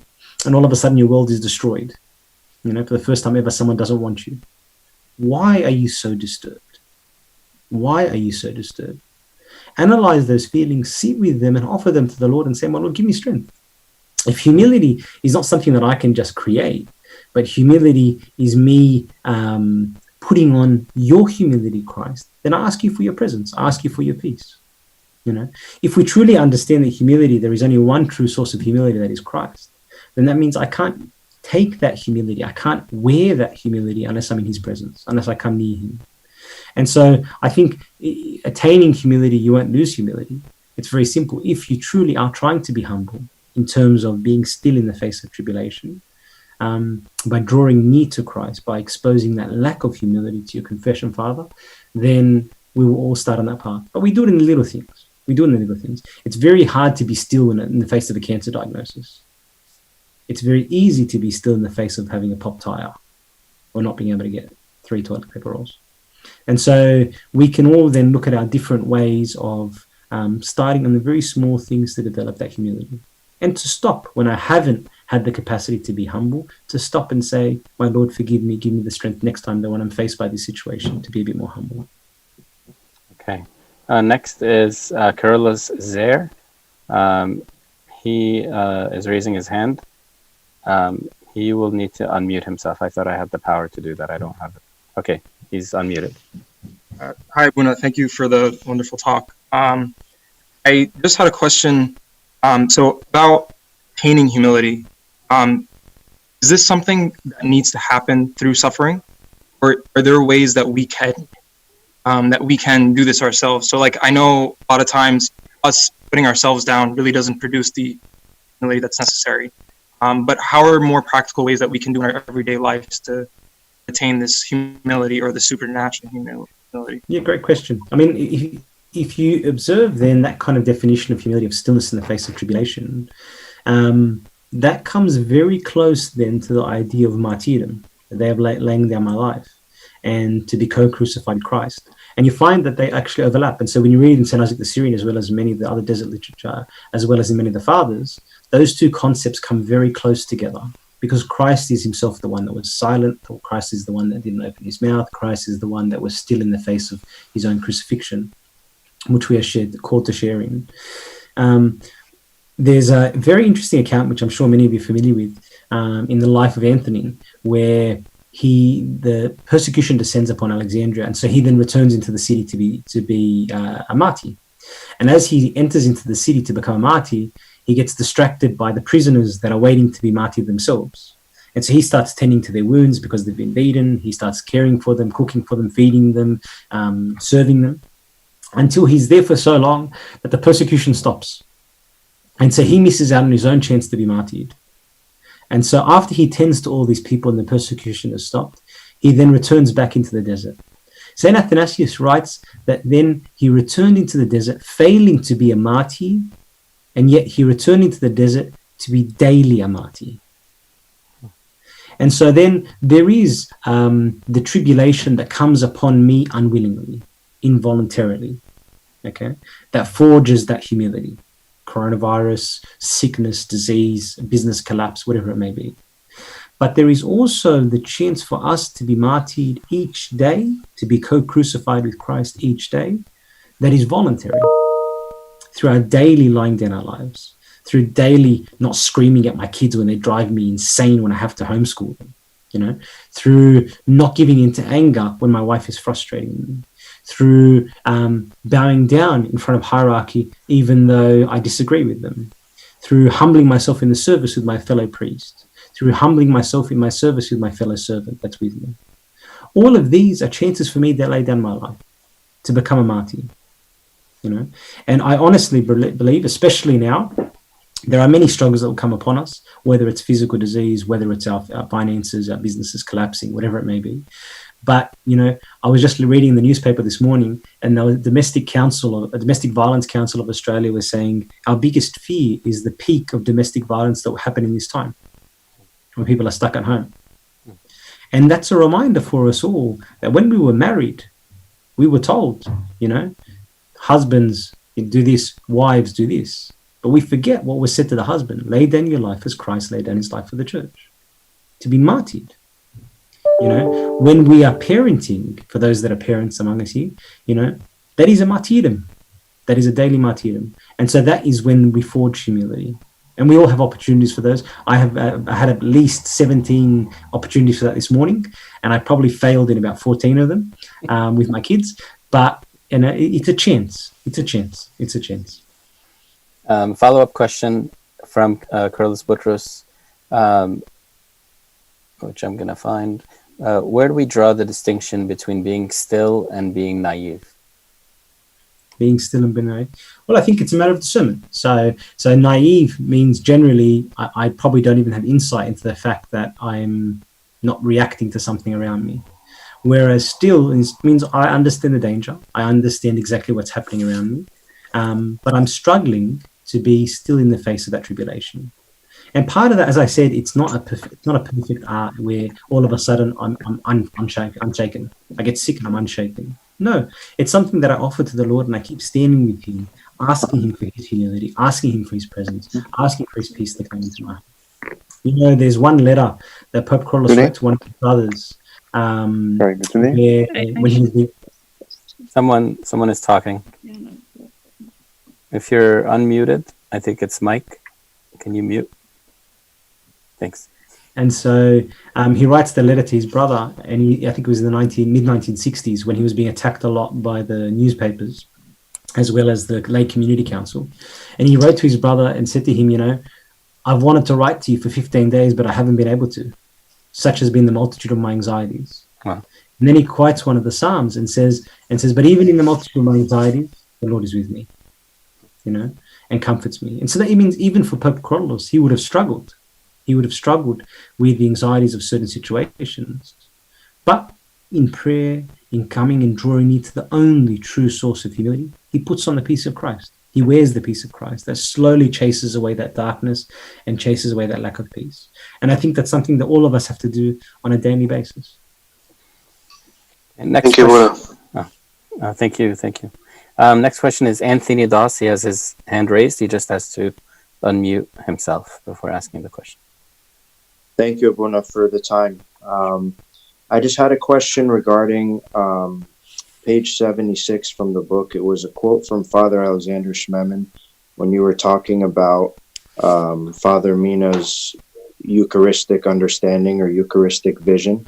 Sure. I can read the quote, or if you remember it well. If you could explain the quote and how it fit in that context. Yeah, I wrote it, but I can't remember anything I write, so just read it for me. Sure. For the early Christians, the body of Christ is on the altar because he is among them. For the contemporary Christians, Christ is here because his body is on the altar. It seems to be analogous, but in fact there is an essential difference between the early Christians and us. For them, everything is in knowing Christ, loving him. For us, everything is in the desire to be enlightened. Yeah, sure. So I think Father Alexander Schmemann, I didn't write the words, Father Alexander Schmemann did, but I suspect his meaning is that for the early church, the significance of the body and the blood of Christ, the bread and the wine that is transformed to the body and blood of Christ, is that he is among us. That because he is present among us, because he's before us in the altar, we commune through these gifts. Whereas for contemporary Christians, the significance is more the body and the blood on the altar than the presence of Christ. The fact that we almost make the body and the blood almost into an idol sometimes, not understanding that the whole point is that Christ is among us, and so we commune through these gifts, not that by communing these gifts we somehow come into the presence of God. And so it's a subtle philosophical point, but his point is that for the early Christians, everything was in knowing Christ, encountering Christ, loving him.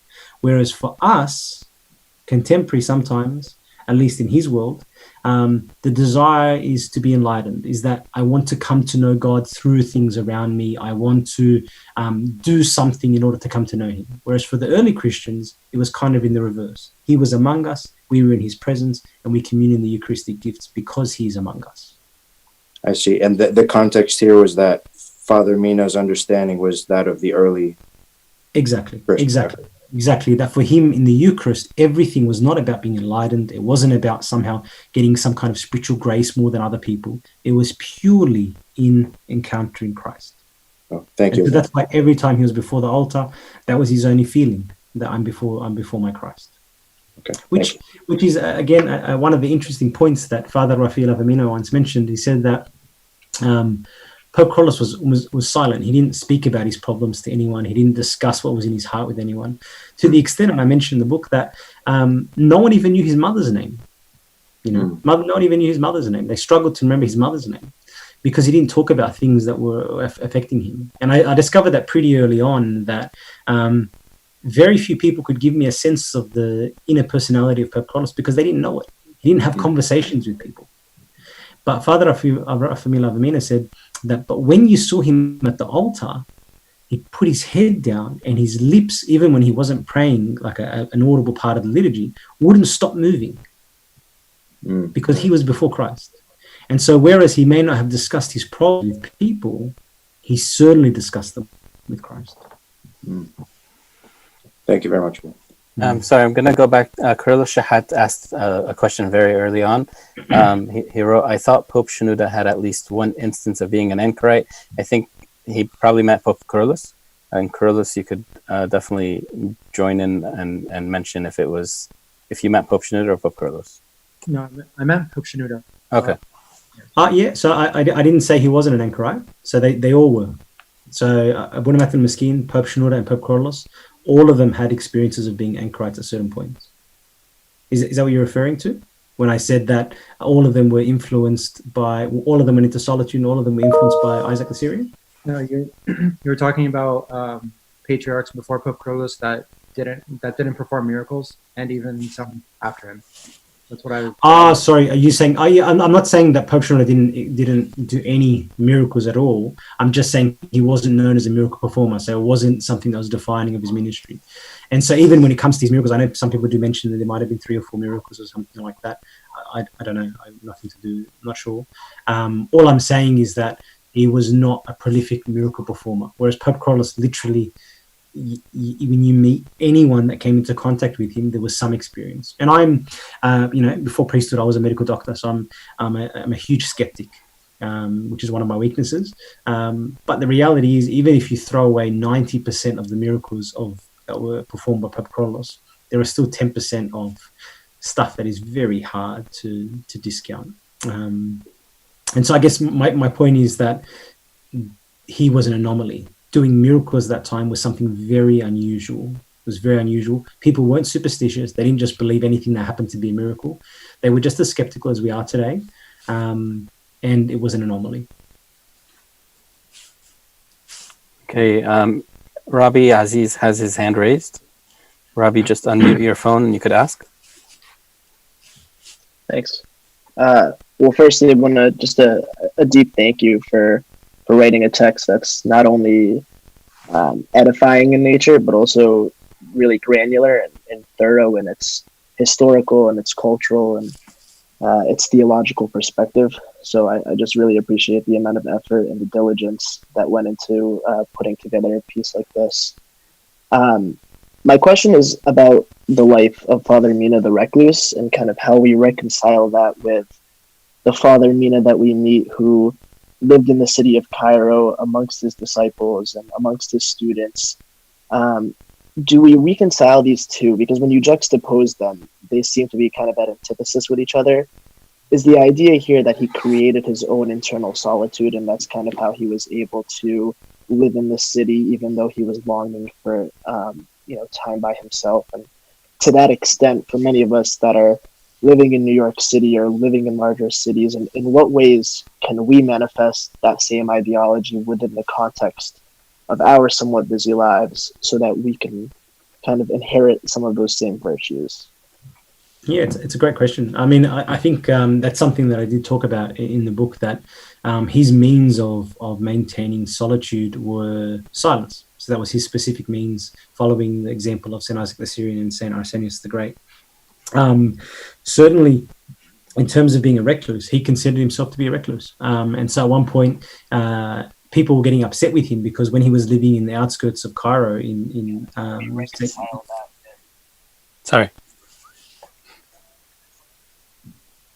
Go ahead. Sorry? I'll go ahead. Okay.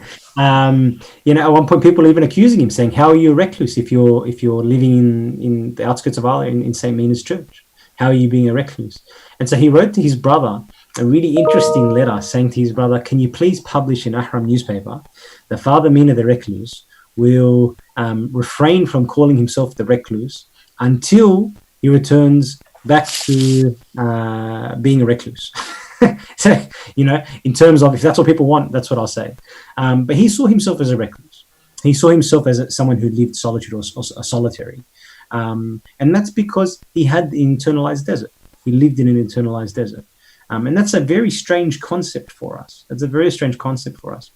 I think it was Anna Syncletica, one of the desert mothers, that says, you can live in a crowd of your thoughts in the middle of the desert, or you can live in a crowd of men with silence, and be in solitude, even in a crowd around you. And the difference is then our minds, our hearts, our prayers, and each one of us is called to live that solitude in a different way. And part of that is silence, like actual physical silence, not just a silence in terms of not speaking, but a physical silence. And I guess that's why now it's become quite popular to speak about quiet time, about times of reflection, times of peace, because we do live in very, very busy worlds, especially New York City or Sydney or wherever else. There's headache. I mean, as a priest, it's my phone is literally a noise highway. And so learning to then take time out to stop. And we all have the capacity to do that. We all have the capacity that when we're sitting on, if we're driving a car, to just not play music, to not make phone calls. We all have the capacity to spend half an hour at the end of the day in absolute silence before an icon of Christ. These are all ways that we have the capacity to achieve that silence, that solitude in the world. Because truly, you're right. If we are going along and going through the path of our lives as everyone does, you will not have any solitude or silence at all. Every moment of silence is filled with a distraction, is filled with something that most likely is going to be sin. If not sin, it's a form of pleasure. If it's not a form of pleasure, it's just a form of distraction. There's always something that fills our times. There's shopping, there's TV, there's Netflix, there's our phones. Something will steal our silence. Something will steal our solitude. And so we have to then be quite intentional, quite radical in carving out times of our lives to create that peace, to create that solitude where we can stop and just be in front of the presence of God. And each of us can do that in different ways. Each of us can do it. Some people do it through the Jesus prayer. Each of us do it in our own way. A question here from Mina Kyrillos. How do you believe Pope Kyrillos was able to surround himself with constant opposition and not become despondent or depressed?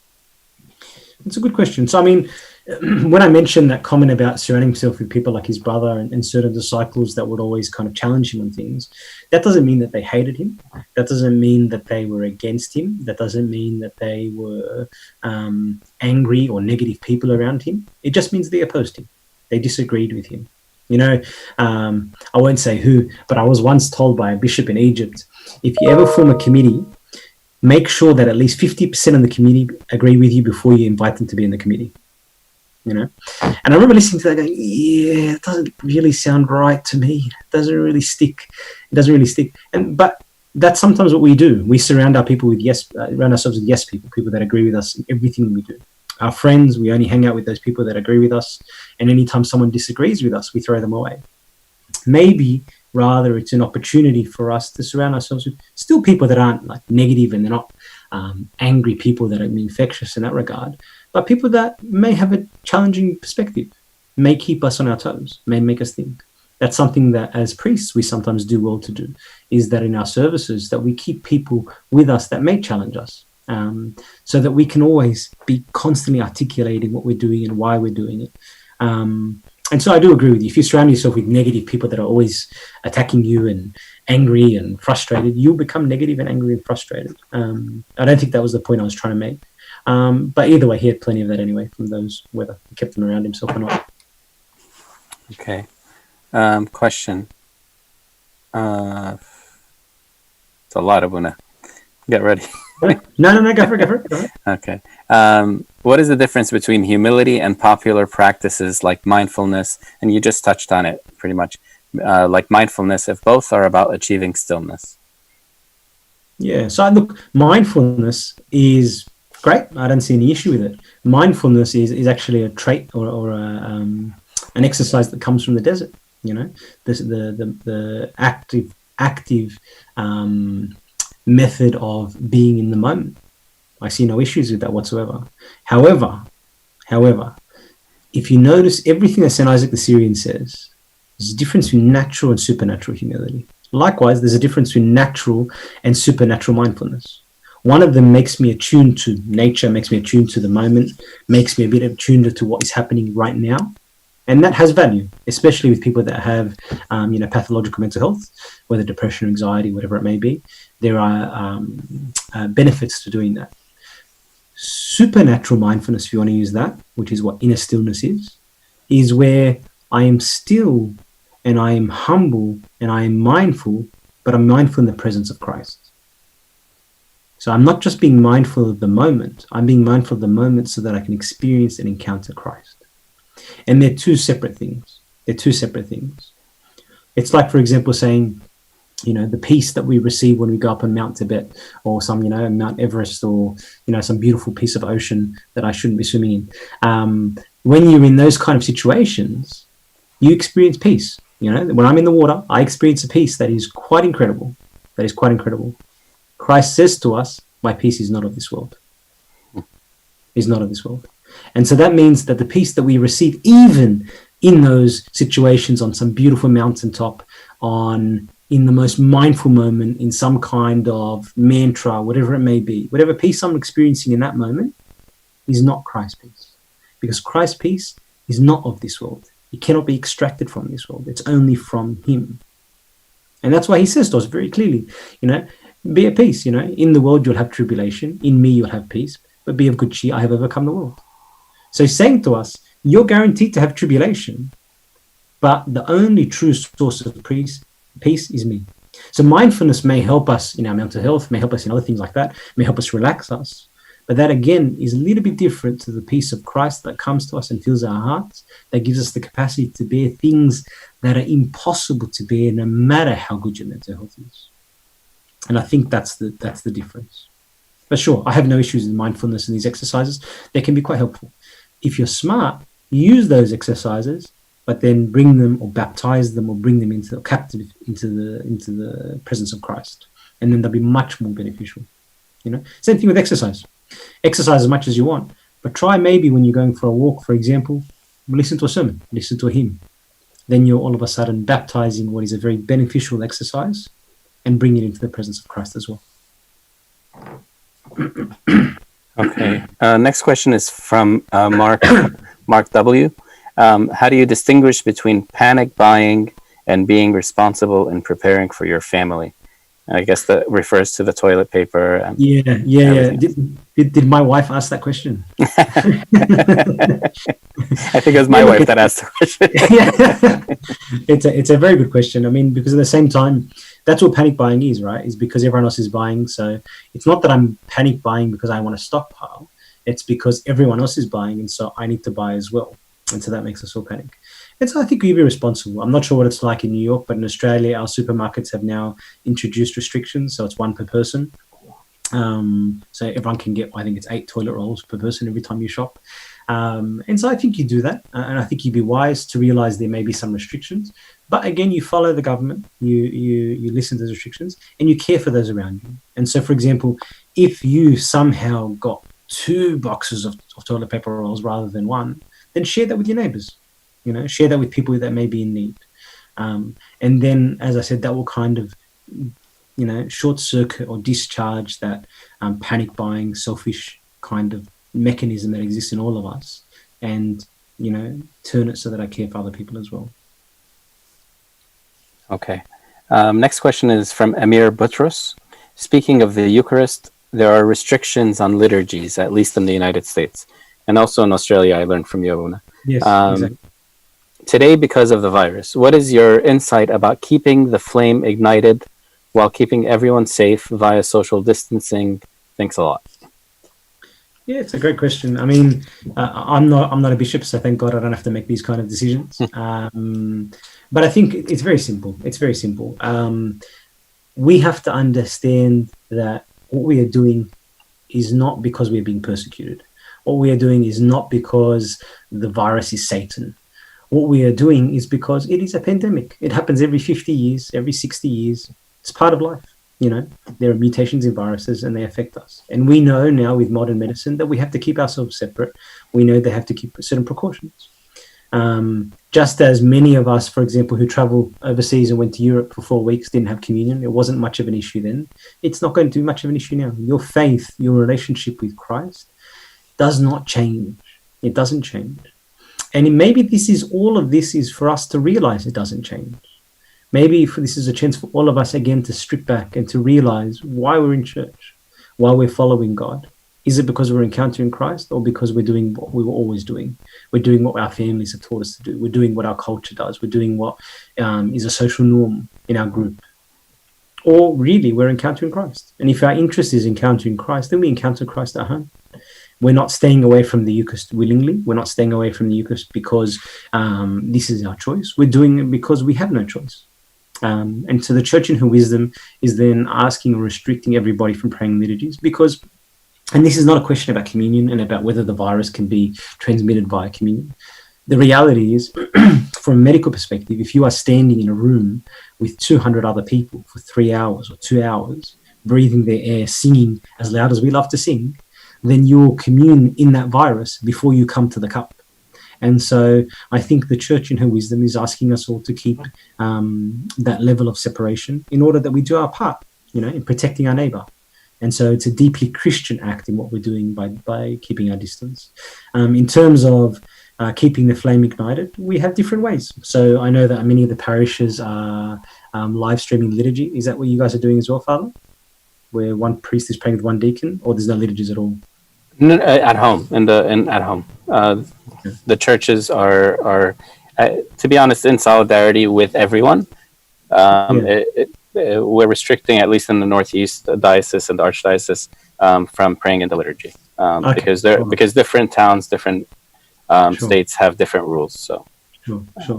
So, I mean, in Australia at the moment, at least in the Sydney Diocese, we are still praying a liturgy with just one deacon, which can be live streamed if we wish. And I guess the idea of that is that is then offering up the Eucharist on behalf of the people. But even that may change in the next week. That I expect that there will be further restrictions, and we won't be able to leave our homes for those kind of non-essential things. And so, and again, we encounter Christ in our own ways. We keep doing different things, you know. The church is very creative. The fathers are very creative. The laity are extremely creative in coming up with solutions for us. And so you guys have been doing this probably, I think, for a week more than us. And so we are just experiencing this as of yesterday. Mm-hmm. And so I'm really surprised at the beauty of the laity and coming up with some really incredible ways to serve the kids, to do Bible studies, to do praises together. And so we keep the flame, you know, each one of us then, you know, as everyone is sharing a quote around of what happened with one of in the 14th century, 15th century, you close a church, you just open thousands of churches in people's homes. Each of us is called to be a priest. Each of us is called to offer the sacrifice on the altar of our hearts. Each of us is called to then really bring our families into the encounter with Christ. And so we all do that in our own ways. And our fathers, you know, I'm sure Father Gregory especially is really giving you some beautiful ways on how you can do that. Okay, next question. Andrew A. Why do you believe so many of us, Coptic and now Catholic, Eastern Orthodox, etc., love Saint Pope Kyrillos, although we have not seen him or met him? That's a good question. That's a good question. Look, I'll tell you in my own life that, you know, when I was probably 19, 20, and being a little bit of an arrogant, loud kid, I was resisting having Pope Kyrillos as a patron saint, purely on the fact that everyone had him as a patron saint, and I didn't want him as a patron saint. And so I had, you know, some funky saints like Arsenius the Great, Isaac the Syrian, you know, I had all these other saints that no one else had, just so I could be a bit different. And then I remember I was on a highway on the way to my exam, and I was, I think, sitting in first year engineering a long time ago before I did medicine. And as I was sitting in the car, the highway stopped. There was an accident. And so I was stuck in the congestion, and my car was on and we're moving very slowly. And then I had a really old, bad car. And so it started overheating. And it got to the extent where the engine was about to blow and it was on absolute heat. And I was in a panic situation because I had to get to uni. I had an exam to sit. I was stuck in congestion. And so I was like, And I started asking all these saints, and nothing was working. And then I said, all right, Pope Kyrillos, just help me. All of a sudden, I saw the thing go down. I thought, that's really odd. And again, being a skeptic, I didn't really trust in it too much. And then I got to fourth year engineering. And as I was sitting in fourth year engineering, I was doing my thesis. And so we had to create some huge hardware solution. And so 1 hour before we submitted and we went to demonstrate it, it just started pumping out weird code to the screen that we couldn't explain. It had been working for a month, and then all of a sudden just stopped working. And so I was in a room with my partner on the thesis, who was a Greek Orthodox young guy who didn't go to church and didn't care about God. And so we were in panic. We spent an hour trying to do anything we could. And then again, I said, all right, Pope Kyrillos. Literally, as I mentioned the words, the code stopped. And so my friend looked at the screen and said, what'd you do? I said, you're not going to like it. And he goes, well, I go, I'll explain it, but you're not going to like it. And so that's when I started to realize, I don't know what it is. Like, there's something very special about him. There's something, and I say this as a skeptic. But you're right. Many people have been deeply affected by him. And this is well before the book. I mean, I remember as a GP, before priesthood, I was a general practitioner of family medicine. And I had a patient who came in who was Maltese, married to an Australian lady. And so he said to me, I've got some adoption paperwork. Can you fill it out for me? And I said to him, yeah, of course. I said, but don't you have another child? And he said to me, yeah, I do. But, you know, I've always wanted 2 children and we've been trying IVF for the last 8 years. fertility. I don't know. Do you guys have IVF in America? I'm sure you do. I don't know what you call it, fertility, reproduction Yeah, stuff. IVF. Yeah. Okay. And so he goes, so we tried for 8 years, and then we've spent the last 2 years just giving up. You know, we don't use any form of protection. We're just not going to have children. We want a second child, and we have a lot of love to give. I said, that's a beautiful thing. And so I started filling out the adoption paperwork. And then I said to him, but you know what? There's always hope. You never know. You never know. He said, what do you mean? And I said, look, medicine often tells us there's limits to things, but there's always hope. Whether that's God's will or not, I don't know, but, you know, there's always hope. And he said to me, explain what do you mean? And I said, look, on my printer, I had a picture of Pope Kyrillos visiting people in one of the hospitals in Ethiopia. And I said to him, see that picture, that photo over there? That guy over there, there's been many, many cases where people would come to him and they'd be panicked and they couldn't have children. And this is pre-IVF days. And then he'd say to them, you know, in 9 months' time, you'll have a baby or whatever else. And he said to me, oh, okay. He goes, what's his name? I said, Pope Kyrillos. He said, oh, okay. And that was it. I didn't mention another word. And so he went home, and then I didn't see him again for about 3 months. And then he came back to me, and I said to him, how did you go with adoption? Did you adopt that child? He goes, oh, no. My wife is pregnant. I said, did you guys do another cycle of IVF? And he goes, no. He goes, that night I went home, I looked at Wikipedia, and I started researching Pope Kyrillos. And then I said to myself, you know what? If he did it back then, and he's a saint, he should be able to do it now. And he goes, this guy doesn't go to church, no faith at all. He's a Catholic background, but never went to church. So he said, Pope Kyrillos, if you exist, help my wife fall pregnant. And he goes, and that was it. And I thought it was just a stupid thought in my head, so I ignored it. Then my wife missed a period. And so we went and did a dating ultrasound because we had no idea how could she fall pregnant. And the dating ultrasound showed that the date of conception was the day that I asked Pope Kyrillos to help. And so I said, well, that's a bit remarkable. He goes, oh, I know. So his wife came and saw me. When his wife came in, I said to her, that's remarkable what happened, right? She said, oh, don't listen to my husband. Good things just happen to good people. And I said, oh, no. How do you explain these things? And so I think his life, beyond even the miracles, speaks to people in ways that is quite remarkable. His form of, ascetic leadership, which is something that we as fathers and clergy, but all of us in our own kind of careers, need to learn, that his way of leadership was not about fierceness. It was not about casting fear into people's hearts. It was about praying for them, loving them and forgiving them regardless. And that form of ascetic leadership, I think, is something that speaks very deeply, especially to the kind of churches at the moment. And the idea of solitude, the idea of love, and the idea of prayer is something remarkable. He was an anomaly of a human being. You know, when I was working on my thesis on him, I had a Dutch supervisor, and she said to me, she's not Orthodox, she said to me, I don't think there's been a life like his, possibly in the last 500 years. He was an anomaly of a human being. I'm not saying that as in he's someone that we could never reach. No, he's an example for us. We could all become like him. What I'm saying, though, is he's an anomaly. You know, St. Isaac the Syrian speaks about there are scarcely a man in every generation that meets it or finds a certain level of prayer. He goes, but then there is one very rare that experiences God in that kind of remarkable way. And so I think Pope Kyrillos is that person. And you see them scattered throughout the world. You see them scattered, and forgive me, they're not just Coptic. You see them scattered throughout the world. You see people like, Saint Seraphim of Sorol. You see people like Padre Pio in the Catholic Church. You see people like Mother Teresa. You see people like, Pope Kyrillos. These kind of figures that are kind of scattered throughout the 19th, 20th, 21st centuries are anomalies, and they have deep impacts on people well beyond our borders, Okay.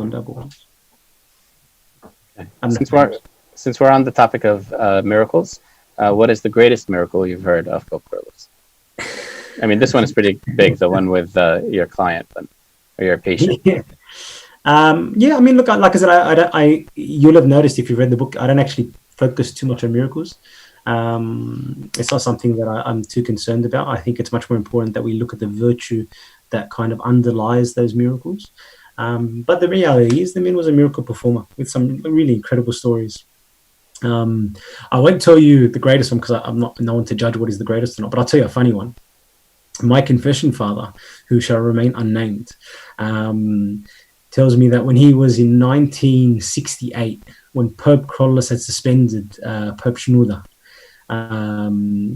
for various reasons, and he was serving out his suspension in one of the monasteries. He goes, he was a student of Pope Shenouda, or Bishop Shenouda at the time, and so he was furious. And he heard from his Sunday school teachers that Pope Kyrillos was a sorcerer, and now Pope Kyrillos had suspended Bishop Shenouda, and so he was like, I was furious. And so he goes, so I was walking through the cathedral, and Pope Kyrillos was about 300-400 meters away from me, and I was walking with one of my friends, and so my friend said to me, please, let's go kiss his hand. He said, I'm not kissing his hand. He goes, Jesus wouldn't let us kiss his hand like he lets us kiss his hand. Who does he think he is? And how dare he do that to Bishop Shenouda? And la, la, la, la. So he goes, and so I refused. And so he goes, maybe 15 minutes later, we were walking through a courtyard, and it happened to be that Pope Kyrillos was crossing our path. Now, Pope Kyrillos was hundreds of meters away before, so he couldn't have heard this conversation. Pope Kyrillos then walked through the whole group and walked directly to my confession father, who was then a young man, and then walked to him, put his hand out, and then pushed his hand into his face and goes like this. He goes, you don't want to kiss my hand? And so then my confession father said to me, he goes, I then became so happy. I said, why? He goes, God was speaking to Pope Kyrillos about me. and so he goes like, there's no explanation. There's no explanation. He was a remarkable man. He was a light to us all, and also really a model for us all, really a deep model for us all, that we need to start really focusing on encountering Christ in everything that we do. And also to remember, if we truly encounter Christ, it changes the way we do everything. It changes the way we lead our churches. It changes the way we deal with people. It means that we have to forgive everything all the time. There's no question about it. And that's the one thing that is so clear in Pope Kyrillos' life. Never once would he not forgive somebody. Everybody was forgiven. It doesn't matter what they did, how they did it, what happened. That's all they did. And I think that's a model for us all. Next question from John Kyrillos. Hi, Abuna. Pope Kyrillos enjoyed life in solitude because he chose it of his own will. As for us, we were forced into solitude. How can we enjoy the spirituality of solitude if it was forced rather than chosen? So in terms of coronavirus at the moment, you mean? Yeah. That's my guess. Yeah. So I was walking with a friend of mine who's an elderly priest, and I said to him, and he said to me, I'm looking forward to this time of solitude. And I said to him, yeah, because you haven't got kids. And so sometimes that's the harder part about it, is that yes, we're in solitude, and if we are by ourselves, or we're with just unmarried, or with a wife or a husband, then it is a great chance for solitude, in terms of a chance of real deep prayer, a chance to be a bit more quiet, not a chance to watch more Netflix and kind of binge watching everything. But for those of us that have kids or big houses, or lots of family inside the house with us, it's a chance for solitude as well for all of us. But it's just harder. We just have to be a little bit more creative. And so we do things as a family, maybe create times of silence for the kids to go in their rooms. A routine. It's not without reason that monasticism in their monasteries have a very clear-cut routine of how to deal with their time. It's because if you don't put a clear routine in your time, you end up doing nothing, or at least not productive things. And so maybe it's an idea, and this is one out for the parents out there, is that you create a schedule, and a schedule involves certain times of prayer, certain times of solitude, certain times of just quiet time, certain times of exercise, so that we can benefit from this time and use this time and redeem it, as St. Paul says. We transform this time, so it's not wasted, but rather it's a chance for encounter. It's also a chance that when we're stuck at home and maybe possibly can't go out, that we then connect with people a lot more. Yes, we're in solitude, but we're called to give the fruits of that solitude to other people, to check on people, to bring peace to them. So I think all of us in our own ways need to do things, but we be creative, and we kind of have a bit of a strict routine so that we don't end up wasting this time. Because as we all know, one of the quickest things that C.S. Lewis says is we escape from pain and run to pleasure. And so, when we're sitting at home in our rooms by ourselves, often, we can be overcome by certain temptations. And so the way to protect ourselves from that is by guarding ourselves is by creating the presence of God in our houses. Another question, Kyrillos has hand raised. Kyrillos, if you can unmute your, yep, there you go. Sorry, just one more question. So you were speaking again about silence. And I remember I was reading very recently in The Release of the Spirit by Pope Shenouda. He talks about, the presence of God. And silence obviously has a very big portion to do with practicing the presence of God. How do you see, or maybe in your own experience of what you've seen in your research in Pope Kyrillos, how did he actively sit in the presence of God, even in the Patriarchate being so kind of mobbed by so many people? Yes, I think it was the same thing. So he used to carve out his time. So his day began very early. So he would begin at 2 a.m. or something thereabouts. With psalmody, tasbih, and then matins and the liturgy. And so in those quiet times, there was no one to bother him, and so he would pray. He had a very interesting practice, which was he'd get very, very frustrated if somebody tried to consolidate with him. So if there was a priest that wanted to pray with him, he'd tell him, "There's another altar in the other church over there. Go pray over there." So none of it, I came to pray with you. He goes, "Yeah, that's fine. There's another altar over there. Go pray over there." And so he'd become quite upset, actually, if people would pray with him. And so he would find his own time for solitude to be by himself in prayer, whether it was the liturgy in the early hours of the day, which he did very, very strictly, something from us to learn from. And we all have that capacity. We all can wake up instead of waking up at 5 a.m. to go to the gym, we can wake up 5 a.m. to pray. We can all steal time like that instead of spending, Netflix and we're watching into the middle of the night. Why not stop at 10 o'clock and spend, half an hour in solitude, in silence before the presence of God? So we all have the same capacity to do that. Then regardless of how busy our lives are, regardless of how busy our families are, there's time to do that. Next question is Kyrillos Tedros. Hi, Abuna. Yes. Thank you so much for such a great scholarly work on Saint Kyrillos VI. I had a question regarding that. There are claims that the teachings of Saint Isaac of Nineveh had extreme Nestorian influence. Can you expand on that? If so, thank you, Abuna. Yeah, I mean, I'm not sure about those claims. They're often not scholarly claims. So I don't think, as far as I know, most mainstream Orthodox scholars from both Eastern and Oriental Orthodox have no issue with actual teaching of St. Isaac the Syrian. There's actually not a great deal of Christological teachings. If you read through St. Isaac the Syrian, you actually find there's not much. He doesn't get much into doctrine. He's more focused on the activity of the spiritual life. Things on ideas of tears, on prayer, on vigil, on humility, on forgiveness, on experiencing the Shekhinah, the presence of God. That's where his writings are kind of focused. So I don't think that's the case in terms of his actual writings. The problem is that because he came from an area which is now classically where the Assyrian Orthodox Church is, that we accuse them often of being Nestorian. What's really interesting, though, is, are they? When you speak to them, for example, and I remember Father Tadros Malati, who used to serve in New Jersey, actually told me this story himself. He said that he spoke to the Assyrian Archbishop in New York and asked him, "Can you tell me, please, are you guys Nestorian or not?" He said, "Look, I don't know if I can answer that question." He goes, "It all depends on which part of our history you look to. In that area where our church was formed, Iraq, that kind of area, there were periods where the Nestorians took over, and then the Orthodox took over, then the Nestorians took over, then the Orthodox took over. And so it really depends on what part of our history you look at the writings, whether we were Nestorian or not." So, for example, in Australia, the Assyrian Archbishop is one of our students at St. Cyril's, and he's doing his PhD under us. There is nothing in his teaching or his church's teaching that you'd consider to be heretical. So I guess I'm not trying to be to side skirt and say there are no issues there. That's not my decision. I'm not involved in any of those consultations, thanks be to God.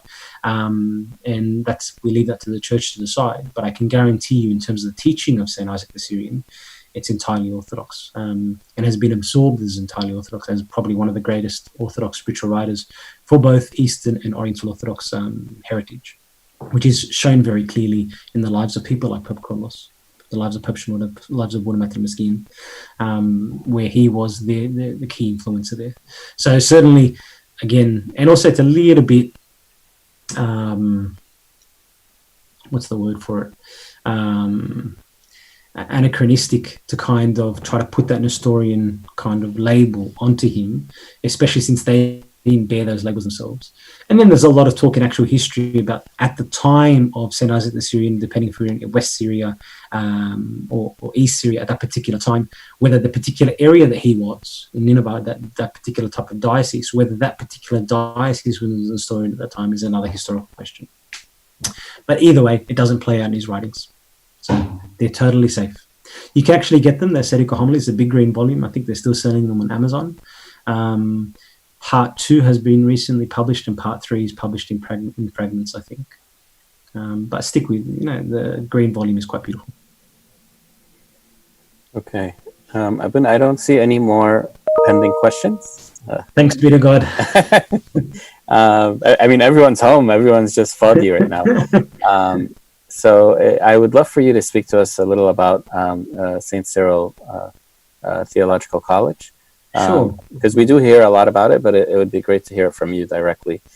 And just as a reminder, Abuna is the Dean of St. Cyril Theological College. And we hear wonderful things about it. But again, we want to hear it from you direct.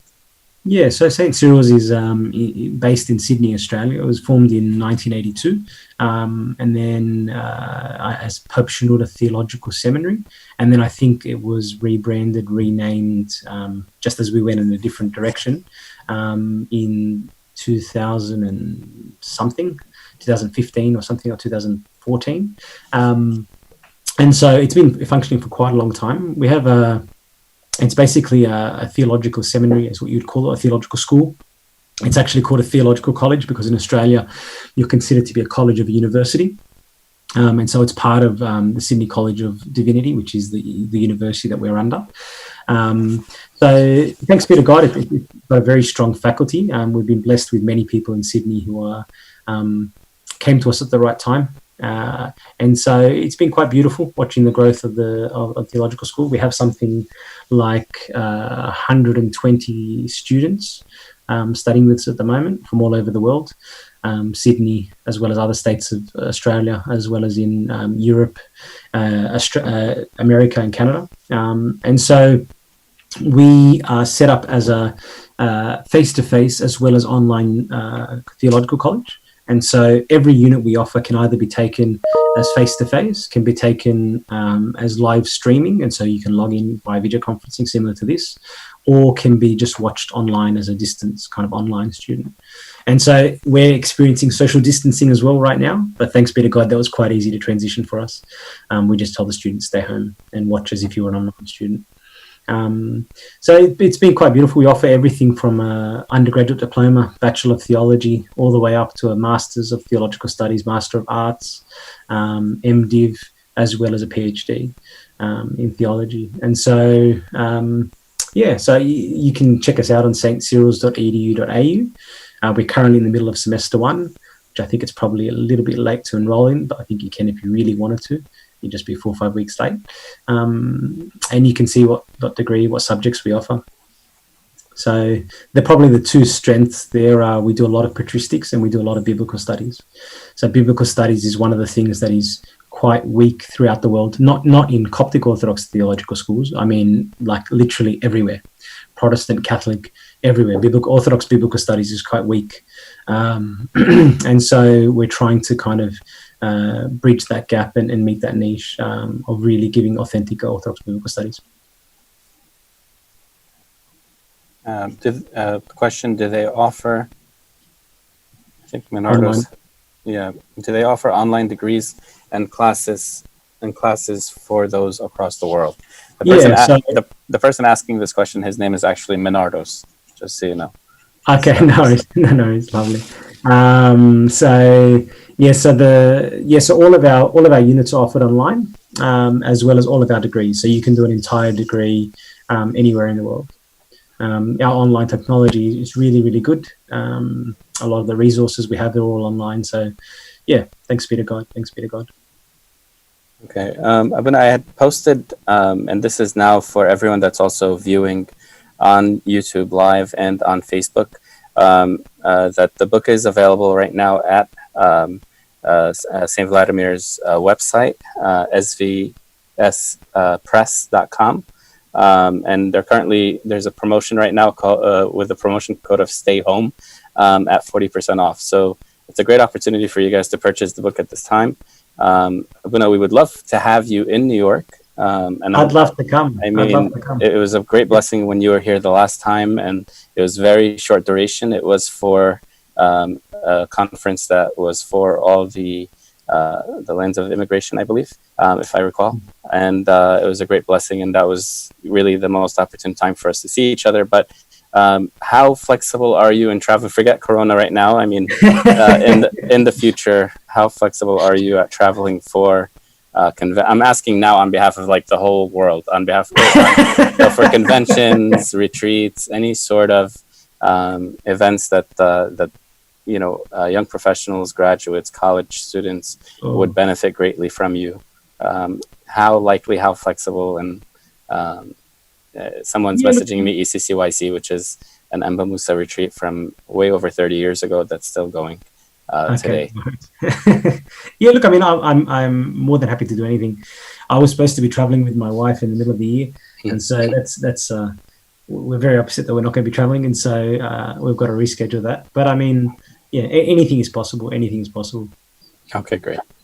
Abuna, thank you so much for joining us, and I pray for you and the family, your congregation, everyone that is affected right now by COVID-19, by the coronavirus.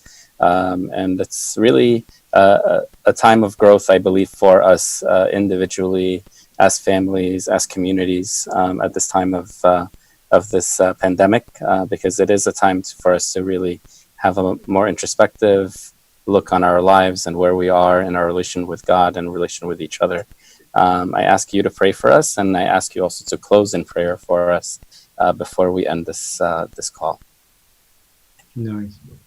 In the name of the Father, the Son, and the Holy Spirit, amen. We thank you, O Lord, for your care. We thank you, O Lord, for bringing us together in this, remarkable online technology. We thank you, O Lord, for giving us a chance to reflect upon you. We thank you, O Lord, for a chance to reflect upon the life of Pope Kyrillos. We beg him for his intercession, that his life is not a historical life, but it's a life that gives us meaning, a life that gives us direction today as we try to deal with these different struggles. We ask you, Lord, that you have mercy on us, that you bless us, that you protect us, that you give us a chance of repentance, you give us a chance to see your light again. You give all those who are in this particular group a chance, O Lord, to see you, to know you, and to encounter you. We ask you, Lord, through the prayers and intercessions of all the holy saints this day, through the blessings of this holy fast, through the blessings of Pope Kyrillos and Isaac the Syrian, our Mother and Queen Saint Mary, that we dare to cry to our Father, saying, Our Father, who art in heaven, hallowed be thy name. Thy kingdom come, thy will be done, on earth as it is in heaven.